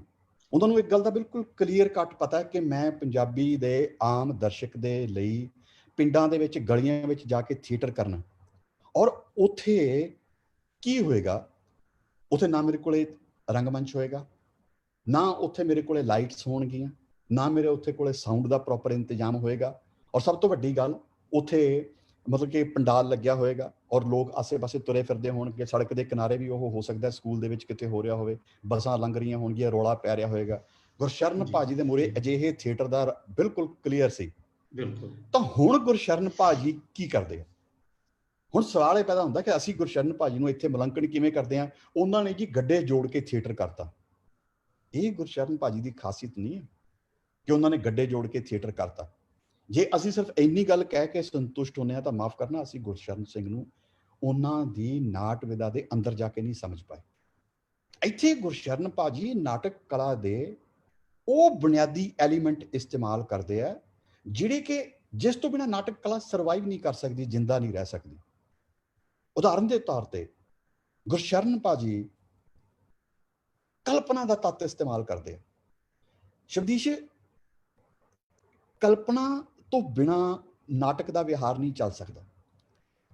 ਪੰਜਾਬੀ ਨਾਟਕ ਨੇ ਯਥਾਰਥਵਾਦੀ ਹੋਣ ਦੇ ਚੱਕਰ ਦੇ ਵਿੱਚ ਨਾਟਕ ਦੇ ਅੰਦਰੋਂ ਕਲਪਨਾ ਦੇ ਐਲੀਮੈਂਟ ਨੂੰ ਬਿਲਕੁਲ ਖਾਰਜ ਕਰਤਾ, ਜਦੋਂ ਕਿ ਸੰਸਕ੍ਰਿਤ ਨਾਟਕ ਦੀ ਸਭ ਤੋਂ ਵੱਡੀ ਤਾਕਤ ਇਹੀ ਕਲਪਨਾ ਦਾ ਐਲੀਮੈਂਟ ਹੈ। ਮੈਂ ਇੱਥੇ ਕਲਪਨਾ ਸਪਸ਼ਟ ਕਰਨੀ ਚਾਹਾਂਗਾ, ਇਮੈਜੀਨੇਸ਼ਨ ਕੀ ਹੈ। ਇਹ ਨਹੀਂ ਹੈ ਕਿ ਇੱਕ ਮਤਲਬ ਕਿ ਇੱਕ ਨਾਟਕਕਾਰ ਲਿਖਣ ਦੇ ਵਿੱਚ ਕਲਪਨਾ ਦਾ ਇਸਤੇਮਾਲ ਕਰਦਾ ਹੈ ਜਾਂ ਇੱਕ ਨਿਰਦੇਸ਼ਕ ਆਪਣੀ ਕਲਪਨਾ ਦੇ ਰਾਹੀਂ ਸਟੇਜ ਦੇ ਉੱਪਰ ਦ੍ਰਿਸ਼ ਸਾਕਾਰ ਕਰਦਾ ਹੈ। ਮੈਂ ਇਸ ਕਲਪਨਾ ਦੀ ਗੱਲ ਨਹੀਂ ਕਰ ਰਿਹਾ। ਇੱਥੇ ਕਲਪਨਾ ਤੋਂ ਮੇਰਾ ਮਕਸਦ ਹੈ ਉਹ ਕਲਪਨਾ ਜਿਹੜੀ ਕਿ ਇੱਕ ਨਾਟਕਕਾਰ, ਜਿਹੜਾ ਕਿ ਇੱਕ ਨਿਰਦੇਸ਼ਕ ਤੇ ਸਾਰੇ ਐਕਟਰ ਤੇ ਸਾਰੇ ਟੈਕਨੀਸ਼ੀਅਨ ਮਿਲ ਕੇ ਦਰਸ਼ਕ ਦੇ ਮਨ ਅੰਦਰ ਪੈਦਾ ਕਰਦੇ ਨੇ। ਬਿਲਕੁਲ। ਸਟੇਜ ਦੇ ਉੱਪਰ ਸ਼ਾਮਿਆਨੇ ਲੱਗੇ ਨੇ, ਦਿਨ ਦਾ ਟਾਈਮ ਹੈ, ਜੂਨ ਦਾ ਮਹੀਨਾ, ਦੱਬ ਕੇ ਧੁੱਪ ਚੜੀ ਹੈ ਨਾ, ਪਸੀਨੇ ਨਾਲ ਛੁੱਟ ਰਿਹਾ। ਅਚਾਨਕ ਇੱਕ ਪਾਤਰ ਸਟੇਜ ਦੇ ਉੱਪਰ ਡਾਇਲੌਗ ਬੋਲਦਾ, ਉਹ ਦੇਖੋ ਬੱਦਲ ਆ ਗਏ, ਔਰ ਅਚਾਨਕ ਦਰਸ਼ਕ ਦੇ ਮਨ ਅੰਦਰ ਬੱਦਲ ਆ ਜਾਂਦੇ ਨੇ, ਉਹਦੇ ਮਨ ਅੰਦਰ ਬੱਦਲ ਸਾਕਾਰ ਹੋ ਜਾਂਦੇ ਨੇ। ਮੈਂ ਇਸ ਐਲੀਮੈਂਟ ਦੀ ਗੱਲ ਕਰ ਰਿਹਾ। ਇਸ ਐਲੀਮੈਂਟ ਤੋਂ ਬਿਨਾਂ ਕਦੇ ਨਾਟਕ ਦਾ ਵਿਹਾਰ ਨਹੀਂ ਚੱਲ ਸਕਦਾ, ਕਿਉਂਕਿ ਦਰਸ਼ਕ ਇਸ ਕਲਪਨਾ ਦੇ ਆਸਰੇ ਹੀ ਨਾਟਕ ਦੇ ਵਿਹਾਰ ਨੂੰ ਮਾਨਤਾ ਦਿੰਦਾ। ਮੈਂ ਇਸ ਨੂੰ ਮੰਨ ਲਓ ਵਿਧੀ ਕਹਿਣਾ। ਉਦਾਹਰਨ ਦੇ ਤੌਰ ਤੇ ਦੋ ਪਾਤਰ ਸਟੇਜ ਤੇ ਲੜਦੇ ਨੇ, ਇੱਕ ਪਾਤਰ ਦੀ ਤਲਵਾਰ ਦੂਜੇ ਪਾਤਰ ਤੋਂ 1 ਫੁੱਟ ਦੂਰੀ ਤੋਂ ਲੰਘ ਜਾਂਦੀ ਹੈ, ਉਹ ਪਾਤਰ ਡਿੱਗ ਪੈਂਦਾ, ਡਿੱਗੇ ਪਏ ਦਾ ਸਾਹ ਵੀ ਚੱਲ ਰਿਹਾ, ਉਹਦਾ ਢਿੱਡ ਹਿਲਦਾ ਸਾਰਿਆਂ ਨੂੰ ਨਜ਼ਰ ਆ ਰਿਹਾ, ਲੇਕਿਨ ਤੁਸੀਂ ਦੇਖੋ ਦਰਸ਼ਕ ਮੰਨ ਲੈਂਦੇ ਨੇ ਕਿ ਉਹ ਮਰ ਗਿਆ। ਇੱਕ ਕੁੜੀ ਮੁੰਡੇ ਦਾ ਸਟੇਜ ਦੇ ਉੱਪਰ ਵਿਆਹ ਹੋ ਜਾਂਦਾ, ਦਰਸ਼ਕ ਨੂੰ ਪਤਾ ਹੈ ਕਿ ਸੱਚੀ ਮੁੱਚੀ ਦਾ ਵਿਆਹ ਨਹੀਂ ਹੈ, ਲੇਕਿਨ ਉਹ ਉਹਨਾਂ ਨੂੰ ਪਤੀ ਪਤਨੀ ਮੰਨ ਲੈਂਦਾ। ਤਾਂ ਦਰਸ਼ਕ ਦੇ ਮੰਨ ਲੈਣ ਦੇ ਨਾਲ ਥੀਏਟਰ ਆਰਟ ਚੱਲਦਾ। ਤੇ ਗੁਰਸ਼ਰਨ ਭਾਜੀ ਜਦੋਂ ਥੜੇ ਥੀਏਟਰ ਦੇ ਉੱਪਰ ਪਹੁੰਚਦੇ ਨੇ, ਪਿੰਡਾਂ ਦੇ ਰੰਗਮੰਚ ਉੱਪਰ ਪਹੁੰਚਦੇ ਨੇ, ਉਹ ਸਭ ਤੋਂ ਤਾਕਤ ਨਾਲ ਇਸ ਐਲੀਮੈਂਟ ਦਾ ਇਸਤੇਮਾਲ ਕਰਦੇ ਨੇ। ਮੈਂ ਇੱਕ ਉਦਾਹਰਨ ਨਾਲ ਇਹ ਸਪਸ਼ਟ ਕਰਨਾ ਚਾਹਾਂਗਾ। ਇਹ ਉਹਨਾਂ ਦੇ ਨਾਟਕ ਮੈਂ ਉਗਰਵਾਦੀ ਦੇ ਨਹੀਂ ਵਿੱਚੋਂ ਇੱਕ ਉਦਾਹਰਨ ਹੈ। ਇਸ ਨਾਟਕ ਦੇ ਵਿੱਚ ਉਹਨਾਂ ਨੇ ਜੰਮ ਕੇ ਇਸ ਐਲੀਮੈਂਟ ਦਾ ਇਸਤੇਮਾਲ ਕੀਤਾ। ਉਹਨਾਂ ਦਾ ਪਾਤਰ ਸੁਖਦੇਵ ਨਾਮ ਦਾ ਪਾਤਰ ਸਟੇਜ ਦੇ ਉੱਪਰ ਖੜਾ ਸ਼ਬਦੀਸ਼, ਔਰ ਉਹ ਡਾਇਲੌਗ ਕੀ ਬੋਲ ਰਹੇ ਨੇ ਗੁਰਸ਼ਰਨ ਭਾਜੀ, ਤੁਸੀਂ ਜਰਾ ਦੇਖੋ ਉਹ ਦਰਸ਼ਕ ਦੇ ਮਨ ਅੰਦਰ ਕਲਪਨਾ ਕਿਵੇਂ ਜਗਾਉਂਦੇ ਨੇ। ਉਹ ਕਹਿੰਦੇ ਨੇ, ਤੇ ਦਰਸ਼ਕੋ ਹੁਣ ਤੁਸੀਂ ਕਲਪਨਾ ਕਰੋ ਕਿ ਤੁਸੀਂ ਇੱਕ ਸਰਕਾਰੀ ਜਲਸੇ ਵਿੱਚ ਬੈਠੇ ਹੋ ਤੇ ਲੀਡਰ ਸਾਹਿਬ ਆ ਰਹੇ ਨੇ। ਇਹ ਉਹੀ ਲੀਡਰ ਸਾਹਿਬ ਨੇ ਜਿਹੜੇ ਪਹਿਲਾਂ ਖਾਲਿਸਤਾਨੀ ਸੀ, ਹੁਣ ਇਹ ਵਜ਼ੀਰ ਨੇ। ਹੁਣ ਇਹ ਧਾਰਮਿਕ ਜਲੂਸ ਨਹੀਂ ਹੈ, ਤੁਸੀਂ ਮੰਨ ਲਓ ਕਿ ਇਹ ਇੱਕ ਸਿਆਸੀ ਜਲੂਸ ਹੈ। ਹੁਣ ਜੈਕਾਰਿਆਂ ਦੀ ਲੋੜ ਨਹੀਂ, ਉਹ ਪੁਲਿਸ ਵਾਲੇ ਆ ਗਏ ਹੈਗੇ, ਉਹ ਉਧਰ ਸਰਕਾਰੀ ਜਲਸੇ ਦਾ ਪੂਰਾ ਵਾਤਾਵਰਨ ਬਣ ਗਿਆ। ਦੇਖੋ ਇੱਥੇ ਕੋਈ ਸੈੱਟ ਚੇਂਜ ਨਹੀਂ ਹੋ ਰਿਹਾ ਸਟੇਜ ਦੇ ਉੱਪਰ, ਔਰ ਦਰਸ਼ਕ ਉਹੀ ਦਰਸ਼ਕ ਨੇ ਜਿਨ੍ਹਾਂ ਨੂੰ ਉਹ ਅਚਾਨਕ ਇੱਕ ਸੁਜੈਸ਼ਨ ਦਿੰਦੇ ਨੇ ਕਿ ਦੇਖੋ ਤੁਸੀਂ ਹੁਣ ਸਰਕਾਰੀ ਜਲੂਸ ਦੇ ਵਿੱਚ ਬੈਠੇ ਹੋ, ਪਹਿਲਾਂ ਤੁਸੀਂ ਧਾਰਮਿਕ ਜਲਸੇ ਦੇ ਵਿੱਚ ਬੈਠੇ ਸੀ, ਔਰ ਦਰਸ਼ਕ ਮੰਨ ਲੈਂਦੇ ਨੇ, ਕਿਉਂਕਿ ਥੀਏਟਰ ਆਰਟ ਤਾਂ ਚੱਲਦਾ ਹੀ ਦਰਸ਼ਕ ਦੇ ਮਨ ਲੈਣ ਨਾਲ ਹੈ। ਇੱਥੇ ਗੁਰਸ਼ਰਨ ਭਾਜੀ ਅਗਾਂਹ ਇਸ ਨੂੰ ਹੋਰ ਅਗਾਂਹ ਕਿਵੇਂ ਖੂਬਸੂਰਤ ਤਰੀਕੇ ਨਾਲ ਕੰਟੀਨਿਊ ਕਰਦੇ ਨੇ, ਉਹ ਦਰਸ਼ਕ ਨੂੰ ਕਿੱਦਾਂ ਸ਼ਾਮਿਲ ਕਰਦੇ ਨੇ, ਉਹਨਾਂ ਦੇ ਅੰਦਰ ਕਲਪਨਾ ਨੂੰ ਕਿਸ ਹੱਦ ਤੱਕ ਲੈ ਕੇ ਜਾਂਦੇ ਨੇ। ਉਹ ਕਹਿੰਦੇ ਨੇ, ਇਹ ਲੀਡਰ ਕੌਣ ਹੈ ਮੈਂ ਨਹੀਂ ਦੱਸਦਾ, ਤੁਸੀਂ ਆਪੇ ਹੀ ਬੁੱਝ ਲੈਣਾ। ਇਹ 3 ਸਾਲ ਪਹਿਲਾਂ ਖਾਲਿਸਤਾਨੀ ਸੀ, ਹੁਣ ਅਕਾਲੀ ਵਜ਼ਾਰਤ ਦਾ ਇੱਕ ਵਜ਼ੀਰ ਹੈ। ਇਹ 3 ਸਾਲ ਪਹਿਲਾਂ ਦੀ ਗੱਲ ਹੈ। ਤੁਸੀਂ ਇਸ ਤਰ੍ਹਾਂ ਸਮਝਣਾ ਕਿ ਹੁਣ ਤੁਸੀਂ ਇੱਕ ਧਾਰਮਿਕ ਦੀਵਾਨ 'ਚ ਬੈਠੇ ਹੋ, ਮੈਂ ਜੈਕਾਰਾ ਗਜਾਵਾਂਗਾ, ਤੁਸੀਂ ਗੱਜ ਕੇ ਜਵਾਬ ਦੇਣਾ। ਇਸ ਤਰ੍ਹਾਂ ਉਹ ਜੈਕਾਰਾ ਛੱਡਦੇ ਨੇ ਤੇ ਪਿੱਛੇ ਲੋਕ ਬੋਲਦੇ ਨੇ, ਹਾਂ ਉਹ ਲੀਡਰ ਹੁਣ ਮੈਂ ਆਪ ਹੀ ਬਣ ਜਾਂਦਾ। ਅਗਾਂਹ ਉਹ ਕਹਿੰਦੇ ਨੇ ਕਿ ਉਹ ਲੀਡਰ ਹੁਣ ਮੈਂ ਆਪ ਹੀ ਬਣ ਜਾਂਦਾ, ਕਿਉਂਕਿ ਸਾਡੀ ਟੀਮ ਵਿੱਚ ਹੋਰ ਕੋਈ ਐਕਟਰ ਨਹੀਂ ਹੈ। ਜਿਸ ਦੀ ਵਜ੍ਹਾ ਤਜਾ ਉਸ ਲੀਡਰ ਦੇ ਅਨੁਸਾਰ ਹੋਵੇ। ਨਾਟਕ ਵਿੱਚ ਇਹ ਸੰਵਾਦ ਰਚਾਣੇ ਪੈਂਦੇ। ਸ਼੍ਰੀ ਗੁਰਸ਼ਰਨ ਭਾਜੀ ਨੂੰ ਇੱਕ ਥੜਾ ਥੀਏਟਰ ਦੇ ਉੱਪਰ ਨਾ ਲਾਈਟਾਂ ਦੀ ਲੋੜ ਹੈ, ਨਾ ਪਰਦਿਆਂ ਦੀ ਲੋੜ ਹੈ, ਉਹਨਾਂ ਨੂੰ ਕਿਸੇ ਚੀਜ਼ ਦੀ ਲੋੜ ਨਹੀਂ। ਲੇਕਿਨ ਦੇਖੋ ਕਿੰਨੀ ਖੂਬਸੂਰਤੀ ਨਾਲ ਉਹ ਇੱਕ ਧਾਰਮਿਕ ਜਲੂਸ ਨੂੰ ਸਰਕਾਰੀ ਜਲੂਸ ਦੇ ਵਿੱਚ ਤੇ ਸਰਕਾਰੀ ਜਲਸੇ ਨੂੰ ਉਹ ਧਾਰਮਿਕ ਦੀਵਾਨ ਦੇ ਵਿੱਚ ਬਦਲ ਦਿੰਦੇ ਨੇ, ਔਰ ਦਰਸ਼ਕ ਤਾਂ ਮੰਨਣ ਨੂੰ ਤਿਆਰ ਬੈਠਾ ਹੈ। ਔਰ ਗੁਰਸ਼ਰਨ ਭਾਜੀ ਥੀਏਟਰ ਆਰਟ ਦੀ ਇਸ ਤਾਕਤ ਨੂੰ ਜਾਣਦੇ ਨੇ। ਉਹ ਸਟੇਜ ਦੇ ਉੱਪਰ ਇੱਕ ਚੱਕਰ ਲਗਾਉਂਦੇ ਨੇ, ਜਿਵੇਂ ਸੰਸਕ੍ਰਿਤ ਨਾਟਕ ਵਿੱਚ ਲਗਾਇਆ ਜਾਂਦਾ ਹੈ। ਇੱਕ ਕੇਸਰੀ ਸਾਫਾ ਜੇਬ ਚੋਂ ਕੱਢ ਕੇ ਗਲ ਚ ਪਾ ਲੈਂਦੇ ਨੇ, ਲਓ ਹੁਣ ਉਹ ਅਕਾਲੀ ਲੀਡਰ ਬਣ ਗਏ। ਗੁਰਸ਼ਰਨ ਭਾਜੀ ਦੇ ਲਈ ਉਹਨਾਂ ਨੇ ਆਪਣੀ ਇਸ ਵਿਧੀ ਦੇ ਨਾਲ, ਗੁਰਸ਼ਰਨ ਭਾਜੀ ਨੇ ਇਸ ਕਲਪਨਾ ਦੇ ਐਲੀਮੈਂਟ ਨੂੰ ਜਿੰਨੀ ਤਾਕਤ ਨਾਲ ਇਸਤੇਮਾਲ ਕੀਤਾ, ਇਹ ਉਹਨਾਂ ਦੀ ਅਸਲੀ ਖੂਬਸੂਰਤੀ ਹੈ। ਸਿਰਫ ਇਹ ਨਾ ਕਹੀਏ ਕਿ ਉਹ ਪਿੰਡਾਂ ਵਿੱਚ ਗਏ, ਉਹਨਾਂ ਨੇ ਥੜਿਆਂ ਤੇ ਥੀਏਟਰ ਕੀਤਾ। ਥੜਿਆਂ ਤੇ ਥੀਏਟਰ ਕਰਨਾ ਕੋਈ ਮਹਾਨਤਾ ਨਹੀਂ। ਅਸਲ ਵਿੱਚ ਉਸ ਲੈਵਲ ਦਾ ਨਾਟਕ ਲਿਖਣਾ ਹੀ ਇੱਕ ਆਪਣੇ ਆਪ ਦੇ ਵਿੱਚ ਟੈਲੈਂਟ ਦੀ ਮਿਸਾਲ ਹੈ। ਔਰ ਗੁਰਸ਼ਰਨ ਭਾਜੀ ਦੇ ਵਿੱਚ ਇਹ ਨਾਟਕੀ ਪ੍ਰਤਿਭਾ ਬਹੁਤ ਸਿਰੇ ਦੀ ਹੈ। ਮੈਂ ਕਦੇ ਕਦੇ ਹੈਰਾਨ ਹੁੰਦਾ ਕਿ ਗੁਰਸ਼ਰਨ ਭਾਜੀ ਦੇ ਬਾਰੇ ਇਹ ਗੱਲ ਕਿਉਂ ਕਹੀ ਜਾਂਦੀ ਹੈ ਕਿ ਗੁਰਸ਼ਰਨ ਭਾਜੀ ਰੰਗਮੰਚ ਨਿਯਮਾਂ ਦੀ ਪਰਵਾਹ ਨਹੀਂ ਸੀ ਕਰਦੇ। ਔਰ ਇਹ ਗੱਲ ਕਹਿਣ ਵਾਲੇ ਵੀ ਉਹਨਾਂ ਦੇ ਪ੍ਰਸ਼ੰਸਕ ਹੁੰਦੇ ਨੇ, ਪੈਰੋਕਾਰ ਹੁੰਦੇ ਨੇ। ਜਦੋਂ ਕਿ ਮੈਨੂੰ ਲੱਗਦਾ ਗੁਰਸ਼ਰਨ ਭਾਜੀ ਰੰਗਮੰਚ ਦੇ ਨਿਯਮਾਂ ਨੂੰ ਨਾ ਸਿਰਫ ਸਤਿਕਾਰ ਦਿੰਦੇ ਆ, ਬਲਕਿ ਉਹਨਾਂ ਨੂੰ ਮੈਨੀਪੂਲੇਟ ਕਰਦੇ, ਬੜੇ ਜ਼ਬਰਦਸਤ ਢੰਗ ਨਾਲ ਇਸਤੇਮਾਲ ਕਰਦੇ ਆ। ਮੈਂ ਇੱਕ ਹੋਰ ਨਾਟਕ ਦੀ ਐਗਜ਼ਾਮਪਲ ਦੇਣੀ ਚਾਹਾਂਗਾ ਸ਼ਬਦੀਸ਼। ਤਮਾਸ਼ਾ ਹਿੰਦੁਸਤਾਨ ਨਾਟਕ ਹੈ ਉਹਨਾਂ ਦਾ। ਉਹਦੇ ਵਿੱਚ ਉਸਤਾਦ ਹੈ ਜਮੂਰੇ ਤੇ ਮਦਾਰੀ ਦੀ ਖੇਡ ਹੈ। ਇੱਕ ਉਸਤਾਦ ਹੈ ਤੇ ਉਹਦਾ ਚੇਲਾ ਹੈ ਭੰਬਾ ਪੋ। ਤੁਸੀਂ ਇਹ ਡਾਇਲੌਗ ਸੁਣੋ ਤੇ ਤੁਸੀਂ ਇਹਦੇ ਵਿੱਚ ਸਮੇਂ ਤੇ ਸਥਾਨ ਦਾ ਪਰਿਵਰਤਨ ਹੁੰਦਾ ਦੇਖੋ। ਮੈਂ ਸਮਝਦਾ ਕਿ ਇੰਨੀ ਐਫੀਸ਼ੀਐਂਸੀ ਨਾਲ ਗੁਰਸ਼ਰਨ ਭਾਜੀ, ਇਹ ਇੱਕ ਉਦਾਹਰਨ ਦੇ ਰਿਹਾ ਤੁਹਾਨੂੰ, ਇਹੋ ਜਿਹੇ ਗੁਰਸ਼ਰਨ ਭਾਜੀ ਦੇ ਨਾਟਕ ਇਹੋ ਜਿਹੀਆਂ ਉਦਾਹਰਨਾਂ ਨਾਲ ਭਰੇ ਪਏ ਨੇ। ਹੁਣ ਡਾਇਲੌਗ ਸ਼ੁਰੂ ਹੁੰਦਾ ਹੈ, ਉਸਤਾਦ ਕਹਿੰਦਾ ਭੰਬਾ ਪੋ ਫਿਰ ਤੈਨੂੰ ਹਸਪਤਾਲ ਜਾਣਾ ਪਏਗਾ, ਭੰਬਾ ਪੋ ਜਾਣਾ ਪਏਗਾ, ਆਪਰੇਸ਼ਨ ਕਰਾਉਣਾ ਪਏਗਾ ਤਾਂ ਫਿਰ ਪਹੁੰਚ ਜਾ ਹਸਪਤਾਲ ਤੁਰੰਤ ਦੇ ਐਕਸ਼ਨ ਨਾਲ। ਲਓ ਜੀ ਮੈਂ ਪਹੁੰਚ ਗਿਆ। ਆਪਰੇਸ਼ਨ ਮੇਜ਼ ਤੇ ਲੇਟ ਜਾ, ਲਓ ਜੀ ਲੇਟ ਗਿਆ। ਕਲੋਰੋਮ ਫਾਰਮ ਸੁੰਘ ਲਈ, ਬੇਹੋਸ਼ ਹੋ ਜਾ, ਹੋ ਗਿਆ। ਲਓ ਜੀ ਭੰਬਾ ਪੋ ਬਾਜ਼ਾਰ ਚ ਚੱਲ ਕੇ ਹਸਪਤਾਲ ਪਹੁੰਚ ਗਿਆ। ਉਹ ਬੇਹੋਸ਼ ਵੀ ਹੋ ਗਿਆ, ਹਜੇ ਡਾਇਲੌਗ ਬੋਲ ਰਿਹਾ ਲੇਕਿਨ ਦਰਸ਼ਕ ਮੰਨ ਲੈਂਦੇ ਆ ਕਿ ਉਹ ਬੇਹੋਸ਼ ਹੋ ਗਿਆ। ਗੁਰਸ਼ਰਨ ਭਾਜੀ ਨਾ ਸਿਰਫ ਸਮੇਂ ਤੇ ਸਥਾਨ ਨੂੰ ਇੰਨੀ ਤੇਜ਼ੀ ਨਾਲ ਚੇਂਜ ਕਰਦੇ ਨੇ, ਬਲਕਿ ਉਹ ਪ੍ਰਭਾਵ ਨੂੰ ਟੁੱਟਣ ਨਹੀਂ ਦਿੰਦੇ। ਮੈਂ ਤੁਹਾਨੂੰ ਇੱਕ ਹੋਰ ਉਹਨਾਂ ਦੀ ਐਗਜ਼ਾਮਪਲ ਪੜ੍ਹ ਕੇ ਸੁਣਾਉਣ ਲੱਗਿਆ। ਤੁਸੀਂ ਇੱਕ ਨੋਟ ਕਰੋ ਕਿ ਨਾ ਸਿਰਫ ਸਮਾਂ ਤੇ ਸਥਾਨ, ਜਿਵੇਂ ਕਿ ਪਿਛਲੇ ਡਾਇਲੌਗ ਦੇ ਵਿੱਚ ਮੈਂ ਦਿੱਤਾ, ਉਹਨਾਂ ਨੇ ਸਿਰਫ ਜਾਣਕਾਰੀ ਦਿੱਤੀ ਹੈ, ਜਾਣਕਾਰੀ ਰਾਹੀਂ ਆਸਰੇ ਚੱਲਦਾ। ਤੁਸੀਂ ਅਗਲੇ ਨਾਟਕ ਇਸ ਉਦਾਹਰਨ ਦੇ ਵਿੱਚ ਦੇਖੋ, ਇਹ ਨਾਟਕ ਹੈ ਸਧਾਰਨ ਲੋਕ। ਇਸ ਦੇ ਵਿੱਚ ਸ਼ਬਦੀਸ਼ ਤੁਸੀਂ ਇੱਕ ਚੀਜ਼ ਨੋਟ ਕਰੋਗੇ ਕਿ ਨਾ ਸਿਰਫ ਸਮਾਂ ਤੇ ਸਥਾਨ ਬਦਲ ਰਿਹਾ, ਬਲਕਿ ਪ੍ਰਭਾਵ ਦੀ ਏਕਤਾ ਨਹੀਂ ਟੁੱਟ ਪਾ ਰਹੀ। ਔਰ ਇਹੀ ਉਹ ਸਮੱਸਿਆ ਸੀ ਜਿਸ ਦੇ ਨਾਲ ਅਰਸਤੂ ਜੂਝਦਾ ਰਿਹਾ, ਜਿਸ ਦੇ ਨਾਲ ਸ਼ੇਕਸਪੀਅਰ ਜੂਝਦਾ ਰਿਹਾ, ਕਿ ਕਿਸ ਤਰੀਕੇ ਨਾਲ ਸਮਾਂ ਤੇ ਸਥਾਨ ਬਦਲੇ ਪਰ ਪ੍ਰਭਾਵ ਦੀ ਏਕਤਾ ਭੰਗ ਨਾ ਹੋਵੇ। ਔਰ ਗੁਰਸ਼ਰਨ ਭਾਜੀ ਲਈ ਇੱਕ ਖੱਬੇ ਹੱਥ ਦੀ ਖੇਡ ਹੈ। ਕਿਉਂ? ਗੁਰਸ਼ਰਨ ਭਾਜੀ ਉਸ ਥੀਏਟਰ ਉੱਪਰ ਜੂਝ ਰਹੇ ਨੇ ਜਿੱਥੇ ਸਮਾਂ ਤੇ ਸਥਾਨ ਚੇਂਜ ਕਰਨ ਦੇ ਲਈ ਕੋਈ ਤਰੀਕਾ ਨਹੀਂ। ਮੈਂ ਪਹਿਲਾਂ ਡਾਇਲੌਗ ਪੜ੍ਹਦਾ ਫਿਰ ਆਪਣੀ ਗੱਲ ਪੂਰੀ ਕਰਦਾ। ਸਿੱਖ ਤੇ ਹਿੰਦੂ ਪਾਤਰ ਲੜ ਰਹੇ ਨੇ ਆਪਸ ਦੇ ਵਿੱਚ ਉਹਨਾਂ ਨਾਟਕ ਸਧਾਰਨ ਲੋਕ ਦੇ ਵਿੱਚ। ਸਿੱਖ ਕਹਿੰਦੇ ਆ ਅਸੀਂ ਪੰਜਾਬ ਵਿੱਚ ਤੁਹਾਡਾ ਰਹਿਣਾ ਮੁਸ਼ਕਿਲ ਕਰ ਦਿਆਂਗੇ। ਹਿੰਦੂ ਅਸੀਂ ਹਰਿਆਣੇ ਵਿੱਚ ਤੁਹਾਡੀ ਗਿੱਚੀ ਨੱਪ ਲਾਂਗੇ। ਅਸੀਂ ਮੈਦਾਨ ਵਿੱਚ ਵੈਰੀਆਂ ਦੇ ਫੱਟੇ ਚੁੱਕ ਦਿੰਦੇ ਹਾਂ। ਹਿੰਦੂ ਮੈਦਾਨ ਵਿੱਚ ਅਸੀਂ ਵੀ ਚੂੜੀਆਂ ਪਾ ਕੇ ਨਹੀਂ ਜਾਂਦੇ। ਸਿੱਖ ਅਸੀਂ 8 ਫਰਵਰੀ ਨੂੰ ਪੰਜਾਬ ਬੰਦ ਦਾ ਸੱਦਾ ਦਿੱਤਾ। ਹਿੰਦੂ ਅਸੀਂ 14 ਫਰਵਰੀ ਨੂੰ ਦੁਕਾਨ ਬੰਦ ਦਾ ਸੱਦਾ ਦਿੱਤਾ। ਸਿੱਖ 8 ਫਰਵਰੀ ਨੂੰ ਪੰਜਾਬ ਠੱਪ ਸੀ, ਸਮਾਂ ਬਦਲ ਰਿਹਾ। ਹਿੰਦੂ 8 ਫਰਵਰੀ ਨੂੰ ਵਪਾਰ ਬੰਦ ਸੀ। ਸਿੱਖ 8 ਫਰਵਰੀ ਨੂੰ ਕੋਈ ਅਣਸੁਖਾਵੀ ਘਟਨਾ ਨਹੀਂ ਵਾਪਰੀ। ਹਿੰਦੂ ਇਹ ਹਿੰਦੂਆਂ ਦੀ ਸ਼ਰਾਫਤ ਸੀ। 14 ਫਰਵਰੀ ਨੂੰ ਦੰਗੇ ਹੋਏ, ਇਹ ਸਿੱਖਾਂ ਦੀ ਸ਼ਰਾਫਤ ਸੀ। ਸਿਰਫ ਇੱਕ ਡਾਇਲੌਗ ਦੇ ਵਿੱਚ ਗੁਰਸ਼ਰਨ ਭਾਜੀ ਕਹਾਣੀ ਨੂੰ ਨਾ ਸਿਰਫ ਅਗਾਂਹ ਤੋੜ ਰਹੇ, ਬਲਕਿ ਤੁਸੀਂ ਦੇਖ ਸਕਦੇ ਹੋ ਸਮੇਂ ਤੇ ਸਥਾਨ ਦੇ ਖੱਪੇ ਤੋੜ ਰਹੇ। ਤੁਸੀਂ ਜਿਹੜੇ ਲੋਕ ਗੁਰਸ਼ਰਨ ਭਾਜੀ ਨੂੰ ਸਵਾਲ ਕਰਦੇ ਆ ਕਿ ਉਹਨਾਂ ਨੇ ਕੀ ਮਾਡਲ ਦਿੱਤਾ, ਮੈਂ ਉਹਨਾਂ ਨੂੰ ਦੱਸਣਾ ਚਾਹੁੰਦਾ ਕਿ ਗੁਰਸ਼ਰਨ ਭਾਜੀ ਬਹੁਤ ਸਧਾਰਨ ਤੇ ਬਹੁਤ ਹੀ ਐਫੀਸ਼ੀਐਂਟ ਤਰੀਕੇ ਦੇ ਨਾਲ ਸਮੇਂ ਤੇ ਸਥਾਨ ਦੀ ਸਮੱਸਿਆ ਨੂੰ ਹੱਲ ਕਰਨ ਦੀ ਕੋਸ਼ਿਸ਼ ਕਰ ਰਹੇ ਸੀ। ਜਿਹੜੀ ਸਮੇਂ ਤੇ ਸਥਾਨ ਦੀ ਸਮੱਸਿਆ ਉਹਨਾਂ ਨੂੰ ਸਟਰੀਟ ਥੀਏਟਰ ਵਿੱਚ ਜਾ ਕੇ ਆਣੀ ਸੀ, ਥੜਾ ਥੀਏਟਰ ਉੱਪਰ ਆਣੀ ਸੀ। ਸ਼ਬਦੀਸ਼ ਥੀਏਟਰ ਆਰਟ ਬਾਰੇ ਇੱਕ ਸਾਨੂੰ ਸਮਝਣ ਵਾਲੀ ਪ੍ਰੋਬਲਮ ਇਹ ਹੈ ਕਿ ਇਹਦੇ ਵਿੱਚ ਸੀਨ ਬਦਲਦੇ ਨੇ। ਹਾਲਾਂਕਿ ਗੁਰਸ਼ਰਨ ਭਾਜੀ ਬਹੁਤ ਛੋਟੇ ਨਾਟਕ ਲਿਖਦੇ ਨੇ 15 ਮਿੰਟ ਦੇ। ਉਹ 15 ਮਿੰਟ ਦੇ ਨਾਟਕ ਦੇ ਵਿੱਚ ਵੀ ਆਪਣੀ ਕਲਪਨਾ ਨੂੰ ਸਟਿਕ ਨਹੀਂ ਕਰਦੇ। ਜਿਵੇਂ ਯਥਾਰਥਵਾਦੀ ਨਾਟਕ ਦੇ ਵਿੱਚ ਅਜਮੇਰ ਸਿੰਘ ਔਲਖ ਕਰਦੇ ਨੇ, ਉਹ ਅੱਧੇ ਪੌਣੇ ਘੰਟੇ ਦੇ ਨਾਟਕ ਵਿੱਚ ਇੱਕ ਸੀਨ ਤੋਂ ਬਾਹਰ ਨਹੀਂ ਨਿਕਲਦੇ। ਉਹਨਾਂ ਦੀ ਆਪਣੀ ਇੱਕ ਸ਼ੈਲੀ ਹੈ।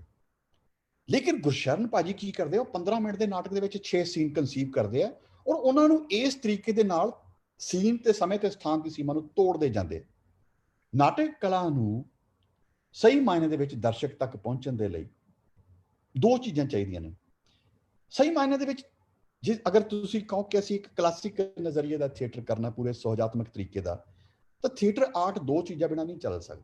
ਉਹ ਮੁਕੰਮਲ ਚੁੱਪ ਤੇ ਮੁਕੰਮਲ ਹਨੇਰਾ, ਫਿਰ ਸੀਨ ਬਦਲ ਸਕਦਾ। ਤੁਸੀਂ ਹਨੇਰਾ ਕਰ ਸਕਦੇ ਹੋ, ਲਾਈਟਾਂ ਹਨੇਰਾ ਬੰਦ ਕਰਕੇ, ਬਿਲਕੁਲ ਡਾਰਕ ਕਰਕੇ, ਜਦੋਂ ਦੁਬਾਰਾ ਰੋਸ਼ਨੀ ਹੋਏਗੀ ਦਰਸ਼ਕ ਸਮਝ ਜਾਣਗੇ ਕਿ ਸਮਾਂ ਵੀ ਚੇਂਜ ਹੋ ਗਿਆ, ਸਥਾਨ ਵੀ ਚੇਂਜ ਹੋ ਗਿਆ। ਲੇਕਿਨ ਗੁਰਸ਼ਰਨ ਭਾਜੀ ਜਿਸ ਜਗ੍ਹਾ ਤੇ ਜਾ ਕੇ ਨਾਟਕ ਕਰ ਰਹੇ ਆ ਉੱਥੇ ਇਹ ਸੰਭਾਵਨਾ ਨਹੀਂ ਹੈ, ਤੇ ਫਿਰ ਉਹ ਗੁਰਸ਼ਰਨ ਭਾਜੀ ਏਦਾਂ ਸਕ੍ਰਿਪਟ ਦੇ ਜ਼ਰੀਏ, ਭਾਵ ਸਕ੍ਰਿਪਟ ਦੀ ਲੇਖਣ ਦੇ ਵਿੱਚ ਹੀ ਉਹ ਸੀਨ ਚੇਂਜ ਕਰ ਜਾਂਦੇ ਨੇ। ਮੈਨੂੰ ਨਹੀਂ ਪਤਾ ਕੇਵਲ ਧਾਲੀਵਾਲ ਹੋਰ ਉਹਨਾਂ ਦੇ ਨਾਲ ਰਹੇ ਨੇ, ਸਾਹਿਬ ਸਿੰਘ ਨਾਲ ਰਹੇ ਨੇ, ਉਹ ਦੱਸ ਪਾਉਣਗੇ ਕਿ ਕਿੰਨਾ ਕੁ ਜ਼ਿਆਦਾ ਉਹ ਇੰਪਰੋਵਾਈਜ਼ ਕਰਦੇ ਰਹੇ ਜਾਂ ਕਿੱਦਾਂ ਕੁ ਉਹ ਲਿਖ ਕੇ ਇੱਦਾਂ ਕਰਦੇ ਰਹੇ। ਇਹ ਕੋਈ ਗੁਰਸ਼ਰਨ ਭਾਈ ਦੇ ਜਿਹੜਾ ਬਹੁਤ ਨੇੜੇ ਰਿਹਾ ਵੇ ਉਹ ਸਾਨੂੰ ਦੱਸ ਸਕਦਾ। ਲੇਕਿਨ ਮੈਂ ਸਮਝਾਂ ਕਿ ਉਹਨਾਂ ਦੀ ਸਕ੍ਰਿਪਟ ਰਾਈਟਿੰਗ ਬਹੁਤ ਕਮਾਲ ਦੀ ਹੈ। ਉਹ ਸਕ੍ਰਿਪਟ ਲਿਖਦੇ ਲਿਖਦੇ ਹੀ ਇਹੋ ਜਿਹੀਆਂ ਬਹੁਤ ਸਾਰੀਆਂ ਰੰਗਮੰਚ ਦੀਆਂ ਸਮੱਸਿਆ ਹੱਲ ਕਰ ਜਾਂਦੇ ਨੇ। ਇੱਥੇ ਮੈਂ ਇੱਕ ਚੀਜ਼ ਹੋਰ ਐਡ ਕਰਨੀ ਚਾਹਾਂਗਾ ਕਿ ਗੁਰਸ਼ਰਨ ਭਾਜੀ ਨੂੰ ਇਹ ਕਹਿਣਾ ਕਿ ਉਹਨਾਂ ਨੇ ਰੰਗਮੰਚ ਦਾ ਮਾਡਲ ਨਹੀਂ ਦਿੱਤਾ, ਮੈਂ ਇਸ ਗੱਲ ਨੂੰ ਮਹੱਤਵਪੂਰਨ ਸਮਝਦਾ ਹੀ ਨਹੀਂ। ਮੈਂ ਇਹ ਚੀਜ਼ ਮਹੱਤਵਪੂਰਨ ਸਮਝਦਾ ਕਿ ਜਿਹੜਾ ਪ੍ਰਾਪਤ ਰੰਗਮੰਚ ਸੀ ਪੰਜਾਬੀ ਦਾ ਰੰਗਮੰਚ, ਗੁਰਸ਼ਰਨ ਭਾਜੀ ਉਸ ਨੂੰ ਕਿੱਦਾਂ ਇਸਤੇਮਾਲ ਕਰ ਰਹੇ ਸੀ। ਔਰ ਇਹ ਕੋਈ ਸਧਾਰਨ ਗੱਲ ਨਹੀਂ ਹੈ। ਤੁਸੀਂ ਇਹ ਵੀ ਦੇਖੋ ਕਿ ਇਹ ਸਾਰੇ ਟੈਕਨੀਕਲ ਤਰੀਕੇ ਦੇ ਨਾਟਕ ਸ਼ਬਦੀਸ਼ ਪਿੰਡਾਂ ਦੇ ਆਮ ਲੋਕਾਂ ਦੇ ਲਈ ਲਿਖੇ ਗਏ ਨੇ, ਆਮ ਲੋਕਾਂ ਦੇ ਖੇਡੇ ਗਏ ਨੇ, ਮਜ਼ਦੂਰ ਨੇ, ਕਿਰਤੀ ਕਿਸਾਨ ਨੇ, ਔਰ ਉਹ ਸੁਸਾਇਟੀ ਦਾ ਉਹ ਤਬਕਾ ਜਿਨ੍ਹਾਂ ਨੇ ਕਦੇ ਕਦਾਈ ਨਾਟਕ ਦੇਖਣਾ ਹੁੰਦਾ। ਔਰ ਉਹਨਾਂ ਦੇ ਕੋਲੇ ਗੁਰਸ਼ਰਨ ਭਾਜੀ ਇੰਨੇ ਤਕਨੀਕੀ ਨਾਟਕ, ਇੰਨੇ ਸਧਾਰਨ ਤਰੀਕੇ ਨਾਲ, ਸਿਰਫ ਇਹ ਨਹੀਂ ਕਿ ਉਹਨਾਂ ਨੂੰ ਦਿਖਾ ਜਾਂਦੇ ਨੇ ਨਾਟਕ। ਮੈਂ ਤੁਹਾਨੂੰ ਫਿਰ ਇੱਕ ਐਗਜ਼ਾਮਪਲ ਦੇਣੀ ਚਾਹੁੰਦਾ ਕਿ ਉਹ ਇੰਟਰੈਕਟਿਵ, ਆਪਣੇ ਥੀਏਟਰ ਨੂੰ ਇੰਟਰੈਕਟਿਵ ਥੀਏਟਰ ਬਣਾ ਲੈਂਦੇ ਨੇ, ਦਰਸ਼ਕਾਂ ਨੂੰ ਵਿੱਚ ਸ਼ਾਮਿਲ ਕਰ ਲੈਂਦੇ ਨੇ। ਮੈਂ ਗੁਰਵਾਦੀ ਦੀ ਇੱਕ ਮੈਂ ਮਿਸਾਲ ਦੇਣੀ ਚਾਹਾਂਗਾ ਕਿ ਉਹ ਸੁਖਦੇਵ ਕਹਿੰਦਾ ਮੇਰੇ ਦਰਸ਼ਕ ਵੀਰੋ, ਹੁਣ ਸਾਧ ਸੰਗਤ ਤੋਂ ਬਦਲ ਕੇ ਫਿਰ ਦਰਸ਼ਕ ਬਣ ਜਾਓ, ਮੈਂ ਆਪਣੀ ਕਹਾਣੀ ਅੱਗੇ ਸ਼ੁਰੂ ਕਰਨ ਲੱਗਿਆ। ਹੁਣ ਦਰਸ਼ਕ ਨੂੰ ਉਹ ਇਹ ਨਾਟਕ ਦਾ ਪਾਤਰ ਬਣਾ ਰਹੇ ਨੇ, ਮਤਲਬ ਬੜੇ ਆਸਾਨੀ ਦੇ ਨਾਲ ਉਹ ਸ਼ਾਮਿਲ ਕਰ ਲੈਂਦੇ ਨੇ ਦਰਸ਼ਕ ਨੂੰ, ਔਰ ਦਰਸ਼ਕ ਨੂੰ ਇੱਕ ਪਾਤਰ ਬਣਾ ਲੈਂਦੇ ਨੇ। ਤੁਸੀਂ ਜੈਕਾਰੇ ਲਾਓ ਮੇਰੇ ਨਾਲ, ਤੁਸੀਂ ਆਹ ਕਰੋ, ਆਹ ਕਰੋ, ਔਰ ਦਰਸ਼ਕ ਉਹਨਾਂ ਦੇ ਪਿੱਛੇ ਲੱਗਿਆ ਸਾਰਾ ਕੁਝ ਕਰਦਾ। ਇੰਟਰੈਕਟਿਵ ਥੀਏਟਰ ਦੀ ਇਤੋਂ ਖੂਬਸੂਰਤ ਮਿਸਾਲ ਕੀ ਹੋ ਸਕਦੀ ਹੈ। ਔਰ ਫਿਰ ਜਿਹੜੀ ਨੋਟ ਕਰਨ ਵਾਲੀ ਚੀਜ਼ ਇਹ ਹੈ ਕਿ ਉਹ ਬਹੁਤ ਸਧਾਰਨ ਪੱਧਰ ਦੇ ਦਰਸ਼ਕ ਨੂੰ ਆਪਣੇ ਨਾਲ ਤੋਰ ਲੈਂਦੇ ਨੇ, ਨਾਟਕ ਦਿਖਾ ਦਿੰਦੇ ਨੇ, ਸਮੇਂ ਤੇ ਸਥਾਨ ਦਾ ਬੰਧਨ ਨਹੀਂ ਬਣ ਦਿੰਦੇ ਨੇ, ਜਿਹਦੇ ਨਾਲ ਅੱਜ ਵੀ ਅਸੀਂ ਸੋ ਕਾਲਡ ਬਹੁਤ ਹਾਈਫਾਈ ਥੀਏਟਰ ਕਰਨ ਵਾਲੇ ਜੂਝ ਰਹੇ ਹਾਂ ਜਿਹੜੀਆਂ ਸਮੱਸਿਆਵਾਂ ਦੇ ਨਾਲ। ਗੁਰਸ਼ਰਨ ਭਾਜੀ ਦੀ ਉਹ ਸਮੱਸਿਆਵਾਂ ਕੋਈ ਸਮੱਸਿਆਵਾਂ ਨਹੀਂ। ਇਹ ਇੰਪੋਰਟੈਂਟ ਨਹੀਂ ਹੈ ਗੁਰਸ਼ਰਨ ਭਾਜੀ ਨੇ ਮਾਡਲ ਦਿੱਤਾ, ਇਹੀ ਤਾਂ ਮਾਡਲ ਹੈ। ਸਾਡੇ ਪੰਜਾਬੀ ਰੰਗਮੰਚ ਦੇ ਕੋਲੇ ਜਿਹੋ ਜਿਹੀਆਂ ਪ੍ਰਸਥਿਤੀਆਂ ਨੇ, ਸਾਨੂੰ ਇਹੋ ਜਿਹਾ ਨਾਟਕ ਲਿਖਣਾ ਪਏਗਾ ਔਰ ਸਾਨੂੰ ਗੁਰਸ਼ਰਨ ਭਾਜੀ ਦਾ ਇਹ ਮਾਡਲ ਫਾਲੋ ਕਰਨਾ ਪਏਗਾ।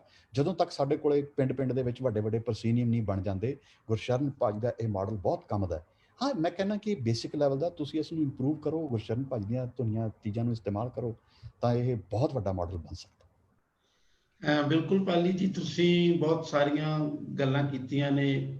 ਮਾਡਲ ਕੀ ਹੁੰਦਾ ਹੈ, ਗੁਰਸ਼ਰਨ ਭਾਜੀ ਦਾ ਕੀ ਮਾਡਲ ਸੀ, ਜੇ ਕੋਈ ਕਹਿੰਦਾ ਕਿ ਮਾਡਲ ਨਹੀਂ ਦਿੱਤਾ ਤਾਂ ਉਹ ਕਿਹੜੇ ਨੁਕਤੇ ਤੋਂ ਕਹਿੰਦਾ। ਮੈਂ ਕਹਿ ਸਕਦਾ ਕਿ ਅਸੀਂ ਸ਼ੁਰੂ 'ਚ ਕਿਹਾ ਸੀ ਕਿ ਭਾਜੀ ਨੂੰ ਮਾਨਤਾ ਅਸੀਂ ਬਹੁਤ ਦਿੱਤੀ ਹੈ, ਪਰ ਭਾਜੀ ਨੂੰ ਸਮਝਣ 'ਚ ਜ਼ਰੂਰ ਅਸੀਂ ਕਮੀ ਰੱਖੀ ਹੈ। ਸਾਡੇ ਨਾਲ ਬਹੁਤ ਦੋਸਤ ਜੁੜੇ ਨੇ। ਗੁਰਮੀਤ ਕੜਿਆਲ ਵੀ ਕਹਿ ਰਹੇ ਨੇ ਕਿ ਭਾਜੀ ਨੇ ਨਾਟਕੀ ਯੁਕਤਾਂ ਨੂੰ ਬਾਖੂਬੀ ਵਰਤਿਆ ਹੈ। ਸਾਡੇ ਨਾਲ ਕੇਵਲ ਧਾਲੀਵਾਲ ਵੀ ਜੁੜੇ ਹੋਏ ਨੇ। ਉਹਨਾਂ ਨੇ ਇਹ ਕਿਹਾ ਕਿ ਭਾਜੀ 1958 ਤੋਂ ਥੀਏਟਰ ਨਾਲ ਆ ਜੁੜੇ ਸਨ। ਹੋਰ ਵੀ ਬਹੁਤ ਸਾਰੀਆਂ ਚੀਜ਼ਾਂ ਨੇ। ਚੰਦਰਦੀਪ ਵੀ ਇਹੀ ਗੱਲ ਸਾਡੇ ਨਾਲ ਸਾਂਝੀ ਕਰ ਰਹੇ ਨੇ ਕਿ ਭਾਜੀ ਨੇ ਸੂਤਰਧਾਰ ਦੀ ਵਿਧਾ ਨੂੰ ਵੀ ਬਹੁਤ ਤਰੀਕੇ ਨਾਲ ਵਰਤਿਆ। ਈਵਨ ਉਹਨਾਂ ਨੇ ਮਾਈਮ ਦੀ ਵਿਧਾ ਨੂੰ ਬਹੁਤ ਖੂਬਸੂਰਤ ਤਰੀਕੇ ਨਾਲ ਆਪਣੇ ਨਾਟਕਾਂ ਦੇ ਵਿੱਚ ਵਰਤਿਆ। ਚੰਦਰਦੀਪ ਨੇ ਵੀ ਭਾਜੀ ਉੱਤੇ ਕੰਮ ਕੀਤਾ, PhD ਮੁਕੰਮਲ ਕੀਤੀ ਹੈ, ਔਰ ਲਾਜ਼ਮੀ ਤੌਰ ਤੇ ਉਹਨਾਂ ਨੇ ਵੀ ਬਹੁਤ ਸਾਰੀਆਂ ਇਹਨਾਂ ਚੀਜ਼ਾਂ ਨੂੰ ਲੱਭਣ ਦਾ, ਸਮਝਣ ਦਾ ਯਤਨ ਕੀਤਾ ਹੈ। ਕਿਉਂਕਿ ਆਖਿਰਕਾਰ ਸਾਨੂੰ ਕੋਈ ਨਾ ਕੋਈ ਮਾਡਲ ਤਾਂ ਹਰ ਬੰਦੇ ਦੇ ਅੰਦਰੋਂ ਲੱਭਦਾ, ਬਸ਼ਰਤੇ ਕਿ ਉਹਨੇ ਕ੍ਰੀਏਟਿਵ ਤਰੀਕੇ ਦੇ ਨਾਲ ਕੁਝ ਕੀਤਾ ਹੋਵੇ। ਅਸੀਂ ਜਦੋਂ ਤੁਹਾਡੀ ਗੱਲ ਸੁਣ ਰਹੇ ਸੀ ਤਾਂ ਉਸ ਸਮੇਂ ਦੌਰਾਨ ਕੇਵਲ ਧਾਲੀਵਾਲ ਜੀ ਦਾ ਇਹ ਵੀ ਮੈਸੇਜ ਆਇਆ ਕਿ ਭਾਜੀ ਨੇ ਇੱਕ ਪੇਂਡੂ ਰੰਗਮੰਚ ਦਾ ਸਾਨੂੰ ਮਾਡਲ ਦਿੱਤਾ। ਗੁਰਪ੍ਰੀਤ ਭੰਗੂ ਹੋਰਾਂ ਨੇ ਵੀ ਇਸ ਗੱਲ ਨੂੰ ਨਹੀਂ, ਮੈਂ ਇੱਕ ਮਿੰਟ ਸ਼ਬਦੀਸ਼ ਤੁਹਾਨੂੰ ਰੋਕਣਾ ਚਾਹਾਂਗਾ। ਸ਼ਬਦੀਸ਼, ਮੈਂ ਇੱਕ ਮਿੰਟ ਤੁਹਾਨੂੰ ਰੋਕਣਾ ਚਾਹਾਂਗਾ। ਮੇਰੀ ਗੱਲ ਤੋਂ ਹਾਂ ਬਸ ਥੋੜੀ ਜੀ ਮੈਂ ਕੇਵਲ ਧਾਲੀਵਾਲ ਦੀ ਇਸ ਗੱਲ ਨੂੰ ਬਿਲਕੁਲ ਕੰਟਰਾਡਿਕਟ ਕਰਦਾ ਕਿ ਤੁਸੀਂ ਗੁਰਸ਼ਰਨ ਭਾਜੀ ਉੱਪਰ ਮਾਰਕਸਵਾਦੀ ਹੋਣ ਦਾ ਠੱਪਾ ਲਗਾਓ। ਯਾਦ ਰੱਖੋ, ਜਦੋਂ ਤੁਸੀਂ ਕਿਸੇ ਕਲਾਤਮਕ ਬੰਦੇ ਨੂੰ, ਸਿਰਜਨਾਤਮਕ ਬੰਦੇ ਨੂੰ ਕਿਸੇ ਵਿਚਾਰਧਾਰਾ ਨਾਲ, ਕਿਸੇ ਸ਼ੈਲੀ ਨਾਲ, ਕਿਸੇ ਵਾਦ ਨਾਲ ਨਰੜ ਦਿੰਦੇ ਹੋ, ਤਾਂ ਨਾ ਚਾਹੁੰਦੇ ਹੋਏ ਵੀ ਉਸ ਵਾਦ ਦੀਆਂ, ਉਸ ਸ਼ੈਲੀ ਦੀਆਂ ਕਮਜ਼ੋਰੀਆਂ ਉਹ ਉਸ ਬੰਦੇ ਦੀਆਂ ਕਮਜ਼ੋਰੀਆਂ ਬਣ ਜਾਂਦੀਆਂ।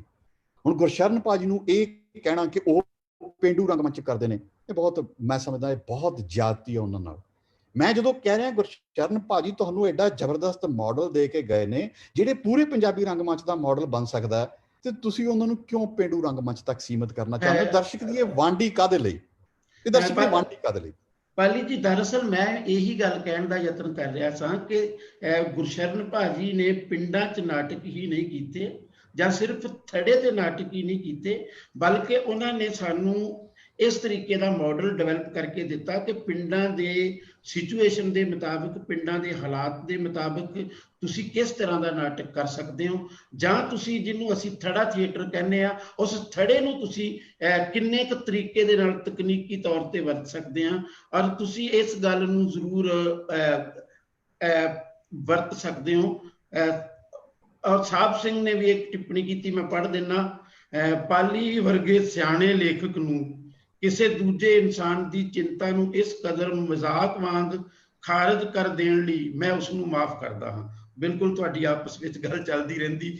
ਇਹ ਗੱਲ ਸਾਹਿਬ ਸਿੰਘ ਨੇ ਵੀ, ਜਿਵੇਂ ਤੁਸੀਂ ਉਹਨਾਂ ਦੇ ਸਵਾਲ ਦੇ ਜਵਾਬ 'ਚ ਕਹੀ ਸੀ, ਉਹਨਾਂ ਨੇ ਵੀ ਤੁਹਾਡੀ ਗੱਲਬਾਤ ਦੇ ਜਵਾਬ ਦੇ ਵਿੱਚ ਲਗਭਗ ਉਸੇ ਤਰ੍ਹਾਂ ਦੀ ਟਿੱਪਣੀ ਕੀਤੀ ਹੈ। ਮੈਂ ਅਗਲੀ ਗੱਲ ਜਿਹੜੀ ਤੁਹਾਡੇ ਨਾਲ ਜ਼ਰੂਰ ਸਾਂਝੀ ਕਰਨਾ ਚਾਹੁੰਦਾ ਕਿ ਤੁਸੀਂ ਇਸ ਗੱਲ ਤੇ ਬਹੁਤ ਜ਼ੋਰ ਦਿੱਤਾ ਕਿ ਗੁਰਸ਼ਰਨ ਭਾਜੀ ਨੂੰ ਵਧੇਰੇ ਗਹਿਰਾਈ ਨਾਲ ਸਮਝੇ ਜਾਣ ਦੀ ਜ਼ਰੂਰਤ ਹੈ। ਬੇਸ਼ੱਕ ਤੁਸੀਂ ਇਸ ਗੱਲ ਨੂੰ ਲਗਾਤਾਰ ਖਾਰਜ ਵੀ ਕੀਤਾ ਕਿ ਉਹਨਾਂ ਨੂੰ ਸਿਰਫ ਮਾਰਕਸਵਾਦੀ ਨਾ ਸਮਝਿਆ ਜਾਵੇ। ਮੇਰਾ ਖਿਆਲ ਹੈ ਕਿ ਅਸੀਂ ਇਸ ਗੱਲ ਨੂੰ ਇਸ ਤਰੀਕੇ ਨਾਲ ਖਾਰਜ ਨਹੀਂ ਕਰ ਸਕਾਂਗੇ, ਕਿਉਂਕਿ ਜੇ ਕੋਈ ਖੁਦ ਬਖੁਦ ਵੀ ਇਹ ਮੰਨ ਰਿਹਾ ਹੋਵੇ ਕਿ ਮੈਂ ਮਾਰਕਸਵਾਦੀ ਹਾਂ ਤੇ ਅਸੀਂ ਇਹ ਕਹੀਏ ਕਿ ਉਹਨੂੰ ਮਾਰਕਸਵਾਦੀ ਨਾ ਮੰਨੂ, ਤਾਂ ਇਹ ਸ਼ਾਇਦ ਜਸਟੀਫਾਈਡ ਨਹੀਂ ਹੈ। ਗੁਰਸ਼ਰਨ ਭਾਜੀ ਕਿਉਂਕਿ ਸੋਚੇ ਸਮਝੇ ਪੱਧਰ ਦੇ ਉੱਤੇ ਮਾਰਕਸਵਾਦ ਨੂੰ ਅਪਣਾਉਂਦੇ। ਔਰ ਨਾਲ ਦੀ ਨਾਲ ਮੈਂ ਇੱਕ ਗੱਲ ਜ਼ਰੂਰ ਦੱਸ ਦਾਂਗਾ ਕਿ ਗੁਰਸ਼ਰਨ ਭਾਜੀ ਹਮੇਸ਼ਾ ਕਹਿੰਦੇ ਸੀ ਕਿ ਮੈਨੂੰ ਸੰਵੇਦਨਸ਼ੀਲਤਾ ਗੁਰੂ ਬਾਬੇ ਤੋਂ ਮਿਲਦੀ ਹੈ, ਬਾਬੇ ਨਾਨਕ ਤੋਂ, ਤੇ ਕਲਾਸ ਸਟਰਗਲ ਕੀ ਹੁੰਦੀ ਹੈ, ਸਮੱਸਿਆਵਾਂ ਕਿਵੇਂ ਖਤਮ ਹੋਣੀਆਂ, ਜਿਨ੍ਹਾਂ ਪ੍ਰਤੀ ਮੈਂ ਸੰਵੇਦਨਸ਼ੀਲ ਹਾਂ ਉਹਨਾਂ ਦੇ ਮਸਲੇ ਕਿਵੇਂ ਹੱਲ ਹੋਣੇ, ਉਹ ਚੀਜ਼ ਮੈਨੂੰ ਮਾਰਕਸਵਾਦ ਤੋਂ ਮਿਲਦੀ। ਔਰ ਉਹਨਾਂ ਨੇ ਸਾਰੀ ਉਮਰ ਇਸ ਚੀਜ਼ ਨੂੰ ਨਿਭਾਏ ਜਾਣ ਦਾ ਯਤਨ ਕੀਤਾ ਔਰ ਲਗਾਤਾਰ ਉਹਨਾਂ ਨੇ ਨਿਭਾਇਆ। ਉਹ ਕਦੀ ਮੁੱਢਲੇ ਪੜਾਅ ਤੋਂ ਲੈ ਕੇ ਆਖਰੀ ਦਮ ਤੱਕ ਇਸ ਗੱਲ ਤੋਂ ਕਦੇ ਪਿੱਛੇ ਨਹੀਂ ਹਟੇ ਕਿ ਮੈਨੂੰ ਸੰਵੇਦਨਾ ਕਿੱਥੋਂ ਮਿਲਦੀ ਹੈ ਤੇ ਮੈਂ ਕਿਸ ਕਲਾਸ ਲਈ ਨਾਟਕ ਕਰਦਾ। ਇਸ ਸ਼ਰਦੀਸ਼, ਇੱਕ ਵਾਰੀ ਪਿੱਛੇ ਨਹੀਂ ਹਟੇ। ਇੱਕ ਮਿੰਟ ਰੁਕੋ, ਮੇਰੀ ਗੱਲ ਸੁਣੋ। ਮੈਂ ਇਹ ਨਹੀਂ ਕਹਿੰਦਾ ਗੁਰਸ਼ਰਨ ਭਾਜੀ ਦੀ ਵਿਚਾਰਧਾਰਾ ਜਿਹੜੀ ਹੈ ਮਾਰਕਸਵਾਦੀ ਸੀ ਕਿ ਨਹੀਂ। ਮੈਂ ਇਸ ਵਿਸ਼ੇ ਦੇ ਉੱਪਰ ਬਹਿਸ ਨਹੀਂ ਕਰ ਰਿਹਾ। ਮੈਨੂੰ ਲੱਗਦਾ ਸੁਣਿਆ ਨਹੀਂ ਜਾ ਰਿਹਾ, ਪ੍ਰੋਪਰ ਤਰੀਕੇ ਨਾਲ ਸਮਝਿਆ ਨਹੀਂ ਜਾ ਰਿਹਾ। ਮੈਂ ਇਸ ਗੱਲ ਤੇ ਕੰਟਰਾਡਿਕਟ ਨਹੀਂ ਕਰ ਰਿਹਾ ਗੁਰਸ਼ਰਨ ਭਾਜੀ ਮਾਰਕਸਵਾਦੀ ਹੈ ਕਿ ਨਹੀਂ ਹੈ। ਮੈਂ ਜਿਹੜੀ ਚੀਜ਼ ਵੱਲ ਤੁਹਾਡਾ ਧਿਆਨ ਦਿਵਾਉਣਾ ਚਾਹੁੰਦਾ ਕਿ ਤੁਸੀਂ ਗੁਰਸ਼ਰਨ ਭਾਜੀ ਨੂੰ ਉਹਨਾਂ ਦੀ ਵਿਚਾਰਧਾਰਾ ਤੱਕ ਸੀਮਿਤ ਨਾ ਕਰੋ। ਸਾਡੇ ਕੋਲ ਇੱਕ ਬਹੁਤ ਵੱਡੀ ਉਦਾਹਰਨ ਹੈ, ਇੱਕ ਨਾਟਕਕਾਰ ਅਸੀਂ ਸਿਰਫ ਵਿਚਾਰਧਾਰਾ ਦੇ ਚੱਕਰ ਦੇ ਵਿੱਚ ਖਤਮ ਕਰ ਲਿਆ, ਉਹ ਹੈ ਸੰਤ ਸਿੰਘ ਸੇਖੋਂ। ਉਸ ਨੂੰ ਸਿਰਫ ਵਿਚਾਰਧਾਰਾ ਦੇ ਪੱਧਰ ਤੇ ਮਹਾਨ ਕਰਨ ਦੀ ਕੋਸ਼ਿਸ਼ ਕੀਤੀ ਗਈ ਤੇ ਉਹ ਮੁੜ ਕੇ ਸਿਰਫ ਆਪਣੇ ਵਿਚਾਰਧਾਰਾ ਦੇ ਪੱਧਰ ਦੇ ਉੱਪਰ ਹੀ ਡਿਸਕਸ ਕਰਦਾ ਰਿਹਾ ਤੇ ਉਹ ਖਤਮ ਹੋ ਗਿਆ। ਮੈਂ ਇਹ ਨਹੀਂ ਕਹਿੰਦਾ ਗੁਰਸ਼ਰਨ ਭਾਜੀ ਦਾ ਮਾਰਕਸਵਾਦੀ ਹੋਣਾ ਗਲਤ ਹੈ ਜਾਂ ਉਹ ਨਹੀਂ ਸੀ, ਮੈਂ ਇਸ ਗੱਲ ਦੇ ਉੱਪਰ ਨਹੀਂ ਪੈਂਦਾ। ਮੇਰੀ ਚਿੰਤਾ ਇਹ ਹੈ ਕਿ ਤੁਸੀਂ ਗੁਰਸ਼ਰਨ ਭਾਜੀ ਨੂੰ ਉਹਨਾਂ ਦੇ ਵਿਚਾਰਧਾਰਾ ਦੇ ਪੱਧਰ ਤੱਕ ਸੀਮਿਤ ਨਾ ਕਰੋ। ਹੁਣ ਦੇਖੋ ਯੂਨੀਵਰਸਿਟੀਆਂ 'ਚ ਕੀ ਹੋ ਰਿਹਾ। ਚੰਦਰਦੀਪ ਦੀ ਤੁਸੀਂ ਗੱਲ ਕੀਤੀ ਹੈ, ਇਕੱਲਾ ਮੁੰਡਾ ਹੈ ਜਿਹੜਾ ਇਹ ਵਿਧੀਆਂ ਤੇ ਗੱਲ ਕਰਕੇ ਗਿਆ ਔਰ ਮੇਰੇ ਜ਼ੋਰ ਦੇਣ ਦੇ ਉੱਪਰ ਮੈਡਮ ਉਮਾ ਸੇਠੀ ਨੇ ਟੌਪਿਕ ਫਾਈਨਲ ਕੀਤਾ। ਲੇਕਿਨ ਕਿੱਥੇ ਗੁਰਸ਼ਰਨ ਭਾਜੀ ਦੇ ਉੱਪਰ ਉਹਨਾਂ ਦੀ ਨਾਟਕ ਕਲਾ ਬਾਰੇ ਗੱਲ ਹੁੰਦੀ ਹੈ। ਫਿਰ ਅਸੀਂ ਐਜ਼ ਨਾਟਕਕਾਰ ਉਹਨਾਂ ਬਾਰੇ ਗੱਲ ਨਹੀਂ ਕਰਨੀ, ਅਸੀਂ ਸਿਰਫ ਐਜ਼ ਮਾਰਕਸਵਾਦੀ ਗੱਲ ਕਰਨੀ ਹੈ, ਤਾਂ ਫਿਰ ਬਹੁਤ ਹੀ ਦੇਰ ਨਹੀਂ ਗੁਰਸ਼ਰਨ ਭਾਜੀ ਨੇ ਚੱਲਣਾ। ਮੈਂ ਤੁਹਾਨੂੰ ਸਾਫ਼ ਦੱਸਾਂ, ਤੁਸੀਂ ਜੋ ਮੈਨੂੰ ਇੱਕ ਗੱਲ ਦਾ ਜਵਾਬ ਦਿਓ। ਹੁਣ ਮੈਂ ਥੋੜਾ ਜਿਹਾ ਕੇਵਲ ਧਾਲੀਵਾਲ ਨਾਲ ਜਾਂ ਸਾਹਿਬ ਸਿੰਘ ਨਾਲ ਤੇ ਮੈਂ ਅਨੀਤਾ ਸ਼ਰਦੀਸ਼ ਨਾਲ ਇਹ ਗੱਲ ਕਰਨੀ ਚਾਹੁੰਦਾ ਥੋੜੀ ਜੀ। ਹੁਣ ਮੈਨੂੰ ਨਹੀਂ ਲੱਗਦਾ ਕਿ ਇਹ ਗੱਲ ਜਿਹੜੀ ਹੈਗੀ ਇੱਥੇ ਆਪਾਂ ਰੋਕੀਏ। ਅਸੀਂ ਆਪ ਗੁਰਸ਼ਰਨ ਭਾਜੀ ਨੂੰ ਨਾਟਕਕਾਰ ਮੰਨਣ ਨੂੰ ਤਿਆਰ ਨਹੀਂ ਬੈਠੇ। ਅਸੀਂ ਸਾਰਾ ਕ੍ਰੈਡਿਟ ਉਹਨਾਂ ਨੂੰ ਐਜ਼ ਮਾਰਕਸਵਾਦੀ ਚਿੰਤਕ ਦੇ ਤੌਰ ਤੇ ਦੇ ਕੇ ਖਤਮ ਕਰ ਰਹੇ ਹਾਂ। ਜੇ ਗੁਰਸ਼ਰਨ ਭਾਜੀ ਇੱਕ ਮਹਾਨ ਨਾਟਕਕਾਰ ਹੈ ਤੇ ਉਹਨਾਂ ਨੂੰ ਪਿਆਰ ਕਰਨ ਵਾਲੇ, ਉਹਨਾਂ ਦੇ ਪੈਰੋਕਾਰ ਉਹਨਾਂ ਦੇ ਮਾਡਲ ਨੂੰ ਕਿਉਂ ਨਹੀਂ ਅਪਣਾਉਂਦੇ? ਕਿਉਂ ਕੇਵਲ ਧਾਲੀਵਾਲ, ਸਾਹਿਬ ਸਿੰਘ ਤੇ ਅਨੀਤਾ ਸ਼ਰਦੀਸ਼ ਉਹਨਾਂ ਦੀ ਸ਼ੈਲੀ ਵਿੱਚ ਨਾਟਕ ਨਹੀਂ ਕਰਦੇ? ਕਿਉਂ ਉਹਨਾਂ ਦੀਆਂ ਜੁਗਤਾਂ ਨੂੰ ਅਪਣਾਉਣ ਨੂੰ ਤਿਆਰ ਨਹੀਂ ਹੋ? ਉਹ ਆਪ ਹੀ ਕਨਵਿੰਸਡ ਨਹੀਂ ਹੈ। ਅਸੀਂ ਗੁਰਸ਼ਰਨ ਭਾਜੀ ਨੂੰ ਅਸੀਂ ਉਹਨਾਂ ਨਾਲ ਇਨਸਾਫ ਕਿਵੇਂ ਕਰਾਂਗੇ? ਅਸੀਂ ਆਪ ਹੀ ਕਨਵਿੰਸਡ ਨਹੀਂ ਹਾਂ ਕਿ ਉਹ ਬਹੁਤ ਵੱਡੇ ਨਾਟਕਕਾਰ ਨੇ। ਤੁਸੀਂ ਉਹਨਾਂ ਦੀਆਂ ਜੁਗਤਾਂ ਬਾਰੇ ਕਿਉਂ ਨਹੀਂ ਗੱਲ ਕਰਨ ਦੇਣੀ ਚਾਹੁੰਦੇ? ਰੈਦਰ ਤੁਸੀਂ ਉਹਨਾਂ ਨੂੰ ਪਿਆਰ ਕਰਨ ਵਾਲੇ ਲੋਕ ਹੋ, ਤੁਸੀਂ ਆਏ ਦਿਨ ਉਹਨਾਂ ਦੇ ਉੱਪਰ ਸੰਵਾਦ ਰਚਾਓ। ਤੁਸੀਂ ਅਸੀਂ ਕਹੋ ਕਿ ਅਸੀਂ ਉਹਨਾਂ ਲਈ ਮੋਮਬੱਤੀਆਂ ਨਹੀਂ ਬਾਲਣੀਆਂ, ਉਹਨਾਂ ਨੂੰ ਮੱਥਾ ਨਹੀਂ ਟੇਕਣਾ, ਅਸੀਂ ਗੁਰਸ਼ਰਨ ਭਾਜੀ ਜਿੰਦਾਬਾਦ ਨਹੀਂ ਕਹਿਣਾ, ਅਸੀਂ ਉਹਨਾਂ ਦੇ ਨਾਟਕਾਂ ਬਾਰੇ ਗੱਲ ਕਰਨੀ। ਉਹ ਵੱਡੇ ਨਾਟਕਕਾਰ, ਤੁਸੀਂ ਉਹਨਾਂ ਨੂੰ ਮਾਰਕਸਵਾਦੀ ਕਹਿ ਕੇ, ਮੈਂ ਫਿਰ ਕਹਿੰਦਾ ਯਾਰ ਮੈਨੂੰ ਕੋਈ ਇਤਰਾਜ਼ ਨਹੀਂ ਹੈ ਸ਼ਬਦੀਸ਼, ਕੋਈ ਮਾਰਕਸਵਾਦੀ ਹੋਣਾ ਕੋਈ ਮਾੜੀ ਗੱਲ ਨਹੀਂ ਹੈ, ਉਹ ਵਧੀਆ ਗੱਲ ਹੈ। ਉਹਨਾਂ ਨੇ ਕਲਾਸ ਸਟਰਗਲ ਅਪਣਾਇਆ, ਮੈਂ ਕਹਿੰਦਾ ਇਸ 'ਚ ਕੀ ਇਤਰਾਜ਼ ਹੈ? ਸਾਡੇ ਸਾਰੇ ਗੁਰੂਆਂ ਨੇ ਕਲਾਸ ਸਟਰਗਲ ਦੇ ਵਿੱਚ ਯੋਗਦਾਨ ਦਿੱਤਾ। ਮੈਂ ਇਹ ਕਹਿੰਦਾ ਕਿ ਉਹਨਾਂ ਨੂੰ ਇੱਕ ਨਾਟਕਕਾਰ, ਉਹਨਾਂ ਦੇ ਉੱਪਰ ਰਿਸਰਚ ਕੀਤੀ ਜਾਵੇ, ਉਹਨਾਂ ਦੀਆਂ ਨਾਟ ਜੁਗਤਾਂ ਦੇ ਉੱਪਰ, ਨਾਟ ਸ਼ੈਲੀਆਂ ਦੇ ਉੱਪਰ ਜੋ ਉਹਨਾਂ ਦੀ ਤਾਕਤ ਹੈ ਉਹਦੇ ਬਾਰੇ ਸੰਵਾਦ ਰਚਾਇਆ ਜਾਵੇ। ਸਿਰਫ ਇੰਨੀ ਗੱਲ ਤੇ ਭੜਕਿਆ ਨਾ ਜਾਵੇ। ਆ ਮੱਥਾ ਟੇਕਣ ਵਾਲੀ ਗੱਲ ਹੀ ਆ। ਹੁਣ ਕਿਉਂ ਮੈਨੂੰ ਸਮਝ ਨਹੀਂ ਲੱਗਦੀ ਕਿ ਸਾਹਿਬ ਸਿੰਘ ਕਿਸ ਗੱਲ ਤੋਂ ਤੜਫ ਰਿਹਾ। ਉਹ ਮੱਥਾ ਟੇਕ ਰਿਹਾ, ਉਹਨੂੰ ਐਂ ਲੱਗਦਾ ਗੁਰਸ਼ਰਨ ਭਾਜੀ ਸਾਡੇ ਨੇ। ਯਾਰ ਆ ਮੱਥਾ ਟੇਕਣ ਵਾਲੀ ਫਿਲਾਸਫੀ ਤੋਂ ਬਾਹਰ ਨਿਕਲੋ। ਗੁਰਸ਼ਰਨ ਭਾਜੀ ਨੂੰ ਤੁਸੀਂ 4 ਬੰਦਿਆਂ ਤੱਕ ਸੀਮਤ ਕਰਕੇ ਖਤਮ ਕਰ ਲੋਗੇ, ਮੈਂ ਤੁਹਾਨੂੰ ਸਾਵਧਾਨ ਕਰ ਰਿਹਾ। ਪਾਲੀ, ਮੈਂ ਤੁਹਾਡੇ ਨਾਲ ਇਸ ਸਿੱਧੇ ਨੁਕਤੇ ਤੇ ਆਉਣਾ। ਮੈਂ ਕੇਵਲ ਧਾਲੀਵਾਲ ਤੁਹਾਡੀਆਂ ਇਹਨਾਂ ਗੱਲਾਂ ਦਾ ਕੀ ਜਵਾਬ ਦੇਣਗੇ, ਸਾਹਿਬ ਸਿੰਘ ਨੇ ਇਹਨਾਂ ਗੱਲਾਂ ਦਾ ਕੀ ਜਵਾਬ ਦੇਣਾ, ਕਿਸ ਸ਼ਕਲ 'ਚ ਦੇਣਾ, ਕਿਸ ਮੰਚ ਤੋਂ ਦੇਣਾ, ਇਹ ਉਹ ਵਿਚਾਰ ਸਕਦੇ ਨੇ। ਜਿਹੜੇ ਸਵਾਲ ਤੁਸੀਂ ਅਨੀਤਾ ਨੂੰ ਕੀਤੇ, ਅਨੀਤਾ ਵੀ ਜ਼ਰੂਰ ਉਹਨਾਂ ਦੇ ਜਵਾਬ ਦੇਵੇ। ਮੈਂ ਕਿਉਂਕਿ ਮੈਨੂੰ ਤੁਸੀਂ ਸਿੱਧੇ ਤੌਰ ਤੇ ਸਵਾਲ ਨਹੀਂ ਕੀਤਾ, ਇਸ ਕਰਕੇ ਮੈਂ ਇੱਥੇ ਬਚ ਗਿਆ ਕਿ ਮੈਨੂੰ ਹੁਣੇ ਕੋਈ ਜਵਾਬ ਦੇਣਾ ਪਏਗਾ।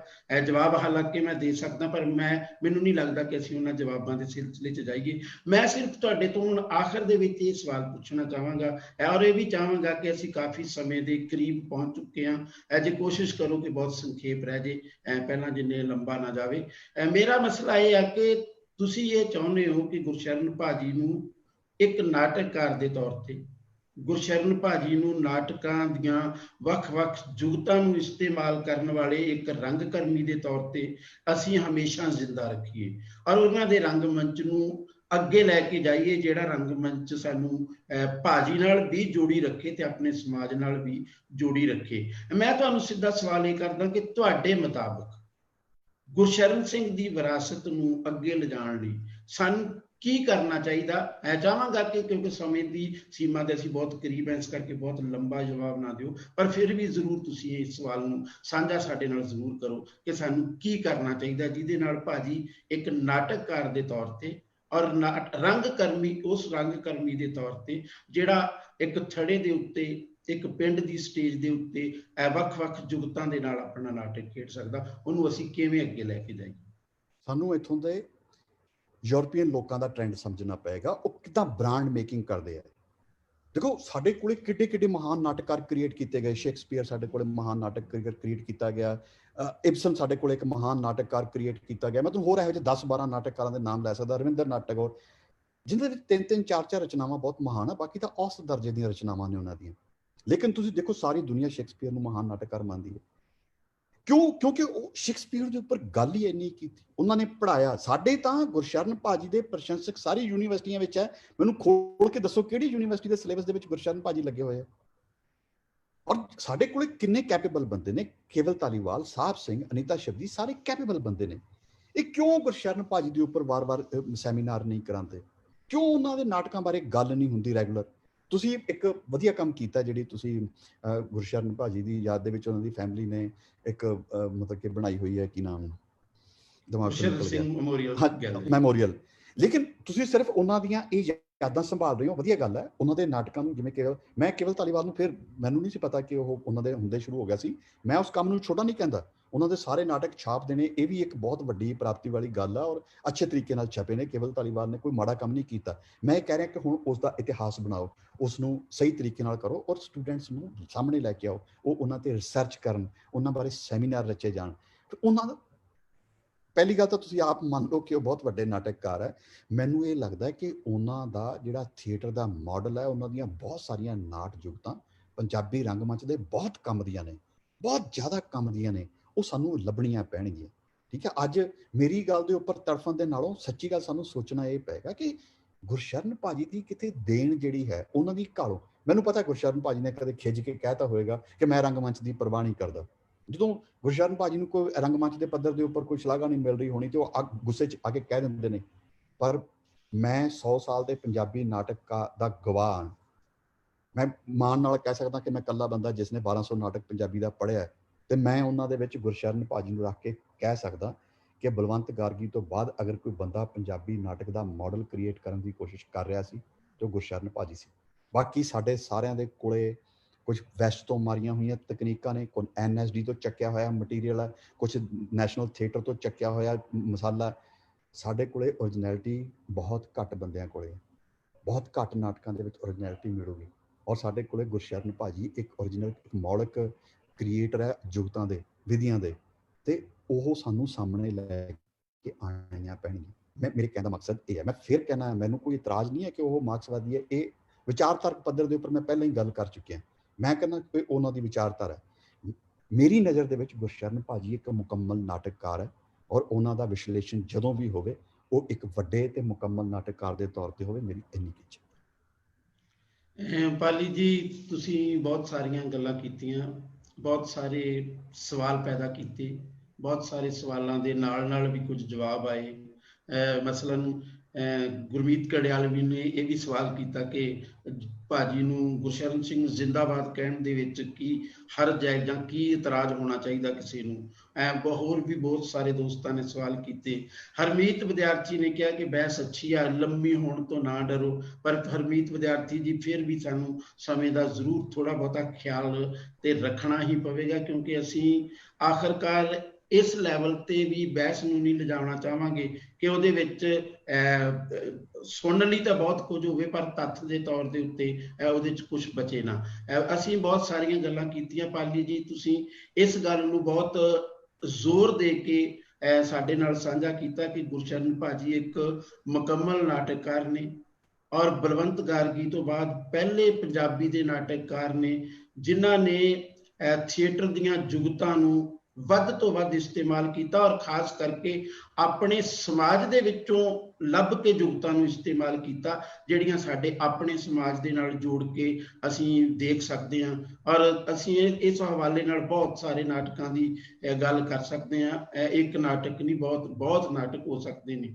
ਮੈਂ ਇੱਕ ਵਾਰ ਫਿਰ ਤੁਹਾਡਾ ਬਹੁਤ ਬਹੁਤ ਧੰਨਵਾਦ ਕਰਦਾ। ਗੱਲ ਮੈਨੂੰ ਪਤਾ ਕਿ ਅਸੀਂ ਜਦੋਂ ਇਹ ਤੁਹਾਡਾ ਇਹ ਸੈਸ਼ਨ ਰੱਖਿਆ ਸੀ, ਮੈਨੂੰ ਬਿਲਕੁਲ ਕਲੀਅਰ ਸੀ ਕਿ ਹਰ ਗੱਲ ਤੁਸੀਂ ਜਿਹੜੀ ਕਰੋਗੇ, ਜ਼ਰੂਰੀ ਨਹੀਂ ਕਿ ਉਹਦੇ ਨਾਲ ਮੈਂ ਖੁਦ ਵੀ ਐਗਰੀ ਕਰਾਂ, ਜਿਹੜੇ ਸਾਡੇ ਦੋਸਤ ਨੇ ਉਹਦੇ ਨਾਲ ਐਗਰੀ ਕਰਨਾ ਨਹੀਂ ਮੇਰਾ ਖਿਆਲ। ਅਸੀਂ ਭਾਜੀ ਤੋਂ ਇਹ ਸਿੱਖਣ ਵਾਲੀ ਗੱਲ ਹੈ ਕਿ ਭਾਜੀ ਹਮੇਸ਼ਾ ਇਸ ਗੱਲ ਤੇ ਜ਼ੋਰ ਦਿਆ ਕਰਦੇ ਸੀ ਕਿ ਅਸਹਿਮਤ ਨਾਲ ਵੀ ਸਹਿਮਤ ਹੋਣਾ ਚਾਹੀਦਾ। ਕੁਝ ਲੋਕਾਂ ਦੀਆਂ ਅਸਹਿਮਤੀਆਂ ਨਾਲ ਵੀ ਸਾਨੂੰ ਸਹਿਮਤ ਹੋਣਾ ਚਾਹੀਦਾ, ਕਿਉਂਕਿ ਉਹਨਾਂ ਅਸਹਿਮਤੀਆਂ ਦੇ ਵਿੱਚ ਸਮਾਜ ਦੇ ਕਿਸੇ ਨਾ ਕਿਸੇ ਵਿਚਾਰ ਦੀ, ਕਿਸੇ ਨਾ ਕਿਸੇ ਵਿਚਾਰਧਾਰਾ ਦੀ, ਸਮਾਜ ਦੇ ਕਿਸੇ ਨਾ ਕਿਸੇ ਵਰਗ ਦੀ, ਸਮਾਜ ਦੀ ਕਿਸੇ ਨਾ ਕਿਸੇ ਪਰਤ ਦੀ ਆਵਾਜ਼ ਜ਼ਰੂਰ ਹੁੰਦੀ ਹੈ। ਔਰ ਅਸੀਂ ਕੋਈ ਵੀ ਆਵਾਜ਼ ਮਾਰ ਕੇ ਸਮਾਜ ਨੂੰ ਅੱਗੇ ਨਹੀਂ ਵਧਾ ਸਕਦੇ। ਹਾਂ, ਅਸੀਂ ਜਿਹੜੀ ਆਵਾਜ਼ ਨੂੰ ਉਭਾਰਨਾ ਚਾਹੁੰਦੇ ਹਾਂ, ਅਸੀਂ ਉਸ ਆਵਾਜ਼ ਨੂੰ ਜ਼ਰੂਰ ਆਪਣੇ ਤਰੀਕੇ ਨਾਲ ਉਭਾਰ ਸਕਦੇ ਹਾਂ।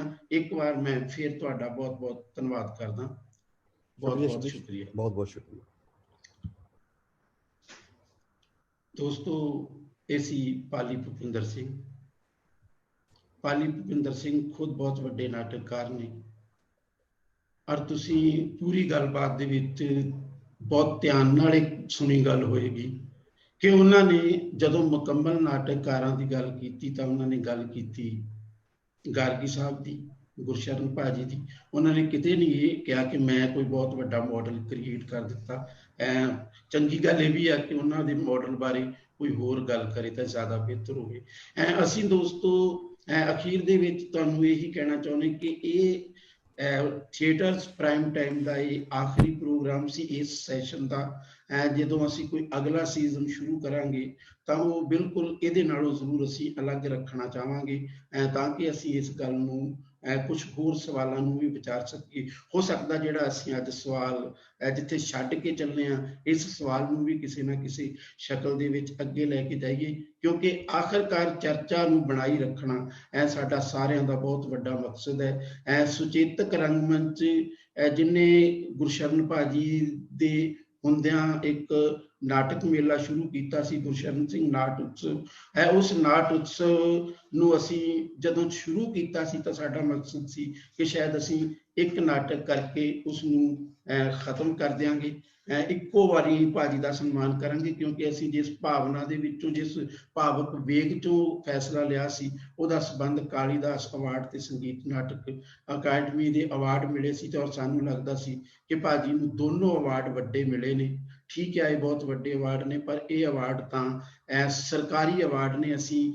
ਅਸੀਂ ਲੋਕ ਜਿਹੜੇ ਉਹਨਾਂ ਤੋਂ ਸਿੱਖ ਕੇ ਕੁਛ ਨਾ ਕੁਛ ਬਣੇ ਆ, ਅਸੀਂ ਉਹਨਾਂ ਨੂੰ ਕੀ ਅਵਾਰਡ ਦੇ ਸਕਦੇ ਹਾਂ। ਤੇ ਸਾਨੂੰ ਲੱਗਿਆ ਸੀ ਕਿ ਗੁਰਸ਼ਰਨ ਭਾਜੀ ਨੂੰ ਅਵਾਰਡ ਦੀ ਨਹੀਂ, ਕਿਸੇ ਲੋਈ ਦੀ ਨਹੀਂ, ਕੁਛ ਰਕਮ ਦੀ ਜ਼ਰੂਰਤ ਨਹੀਂ। ਗੁਰਸ਼ਰਨ ਭਾਜੀ ਦੇ ਲਈ ਸਭ ਤੋਂ ਵੱਡਾ ਅਵਾਰਡ ਇਹੀ ਹੋ ਸਕਦਾ ਕਿ ਅਸੀਂ ਰੰਗਮੰਚ ਦੇ ਵਿਕਾਸ ਲਈ ਕੁਛ ਕਰ ਸਕੀਏ।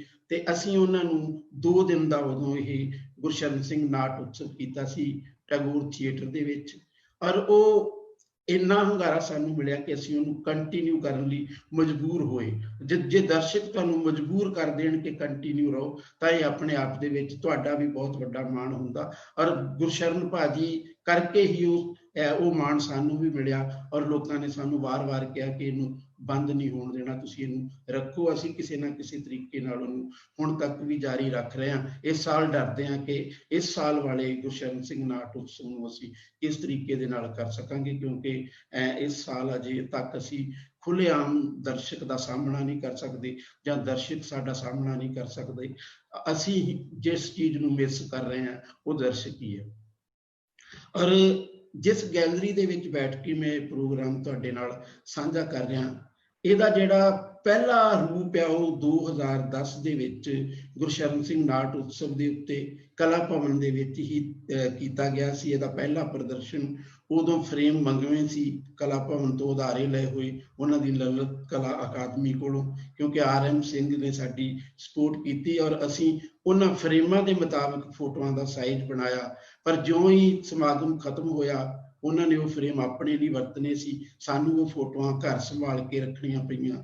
ਉਸ ਤੋਂ ਬਾਅਦ ਅਗਲੇ ਸਾਲ ਜਦੋਂ 2011 'ਚ 27 ਸਤੰਬਰ ਨੂੰ ਭਾਜੀ ਸਰੀਰਕ ਤੌਰ ਤੇ ਸਾਡੇ ਤੋਂ ਵਿਦਾ ਹੋ ਗਏ, ਤਾਂ ਅਸੀਂ ਉਸ ਮਸਲੇ ਦੇ ਉੱਤੇ ਉਸ ਗੈਲਰੀ ਨੂੰ ਇੱਕ ਤਰ੍ਹਾਂ ਨਾਲ ਦੁਬਾਰਾ ਫਿਰ ਫੋਟੋਆਂ ਨੂੰ ਫਿਰ ਮੰਗਵੇਂ ਉਹਨਾਂ ਹੀ ਫਰੇਮਾਂ ਦੇ ਵਿੱਚ 2 ਵੱਡੇ ਸਮਾਗਮਾਂ ਦੇ ਵਿੱਚ ਵੀ ਲੈ ਕੇ ਗਏ।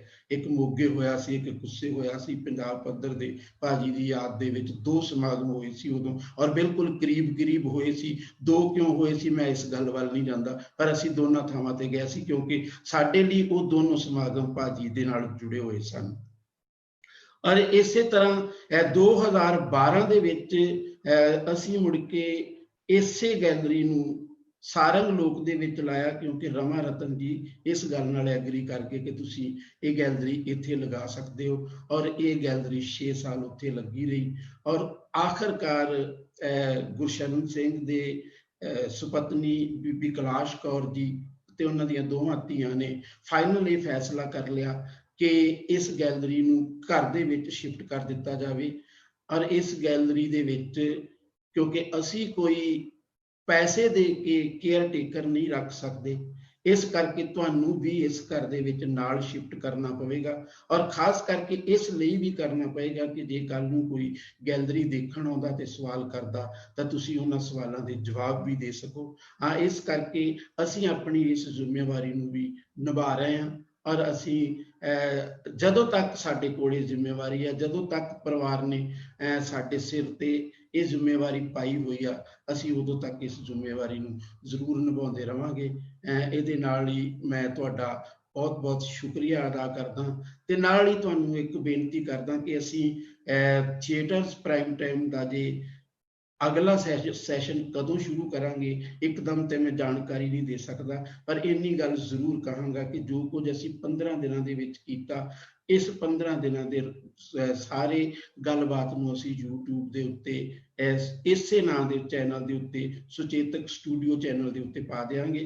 ਕੁਛ ਪਾ ਵੀ ਦਿੱਤੇ ਨੇ, ਤੁਸੀਂ ਇਹਨਾਂ ਚੀਜ਼ਾਂ ਨੂੰ ਉੱਥੇ ਵੀ ਦੇਖ ਸਕਦੇ ਹੋ। ਜਿਹੜੇ ਕਮੈਂਟ ਤੁਸੀਂ ਹੁਣ ਲਾਈਵ ਦੇ ਵਿੱਚ ਕਰਦੇ ਹੋ, ਜੇ ਤੁਸੀਂ ਚਾਹੋ, ਜੇ ਤੁਸੀਂ ਪਸੰਦ ਕਰੋ ਤਾਂ ਤੁਸੀਂ ਇਸ ਕਿਸਮ ਦੇ ਉੱਥੇ ਵੀ ਇਹ ਆਪਣੇ ਲਾਈਕ ਦੇ ਵਿੱਚ ਦੇ ਸਕਦੇ ਹੋ, ਉੱਥੇ ਵੀ ਤੁਸੀਂ ਆਪਣੇ ਕਮੈਂਟ ਛੱਡ ਸਕਦੇ ਹੋ। ਔਰ ਤੁਸੀਂ ਉਹਨੂੰ ਸਬਸਕ੍ਰਾਈਬ ਕਰ ਸਕਦੇ ਹੋ ਤਾਂ ਕਿ ਅਸੀਂ ਜੋ ਅਗਲਾ ਕੁਝ ਕਰੀਏ ਉਹ ਵੀ ਤੁਹਾਡੇ ਤੱਕ ਪਹੁੰਚਦਾ ਰਹੇ। ਇਹਦੇ ਨਾਲ ਹੀ ਮੈਂ ਤੁਹਾਡੇ ਕੋਲੋਂ ਆਗਿਆ ਲੈਣਾ। ਫਿਰ ਮਿਲਾਂਗੇ ਦੋਸਤੋ। ਰੰਗਮੰਚ ਜ਼ਿੰਦਾਬਾਦ, ਰੰਗਮੰਚ ਜ਼ਿੰਦਾਬਾਦ।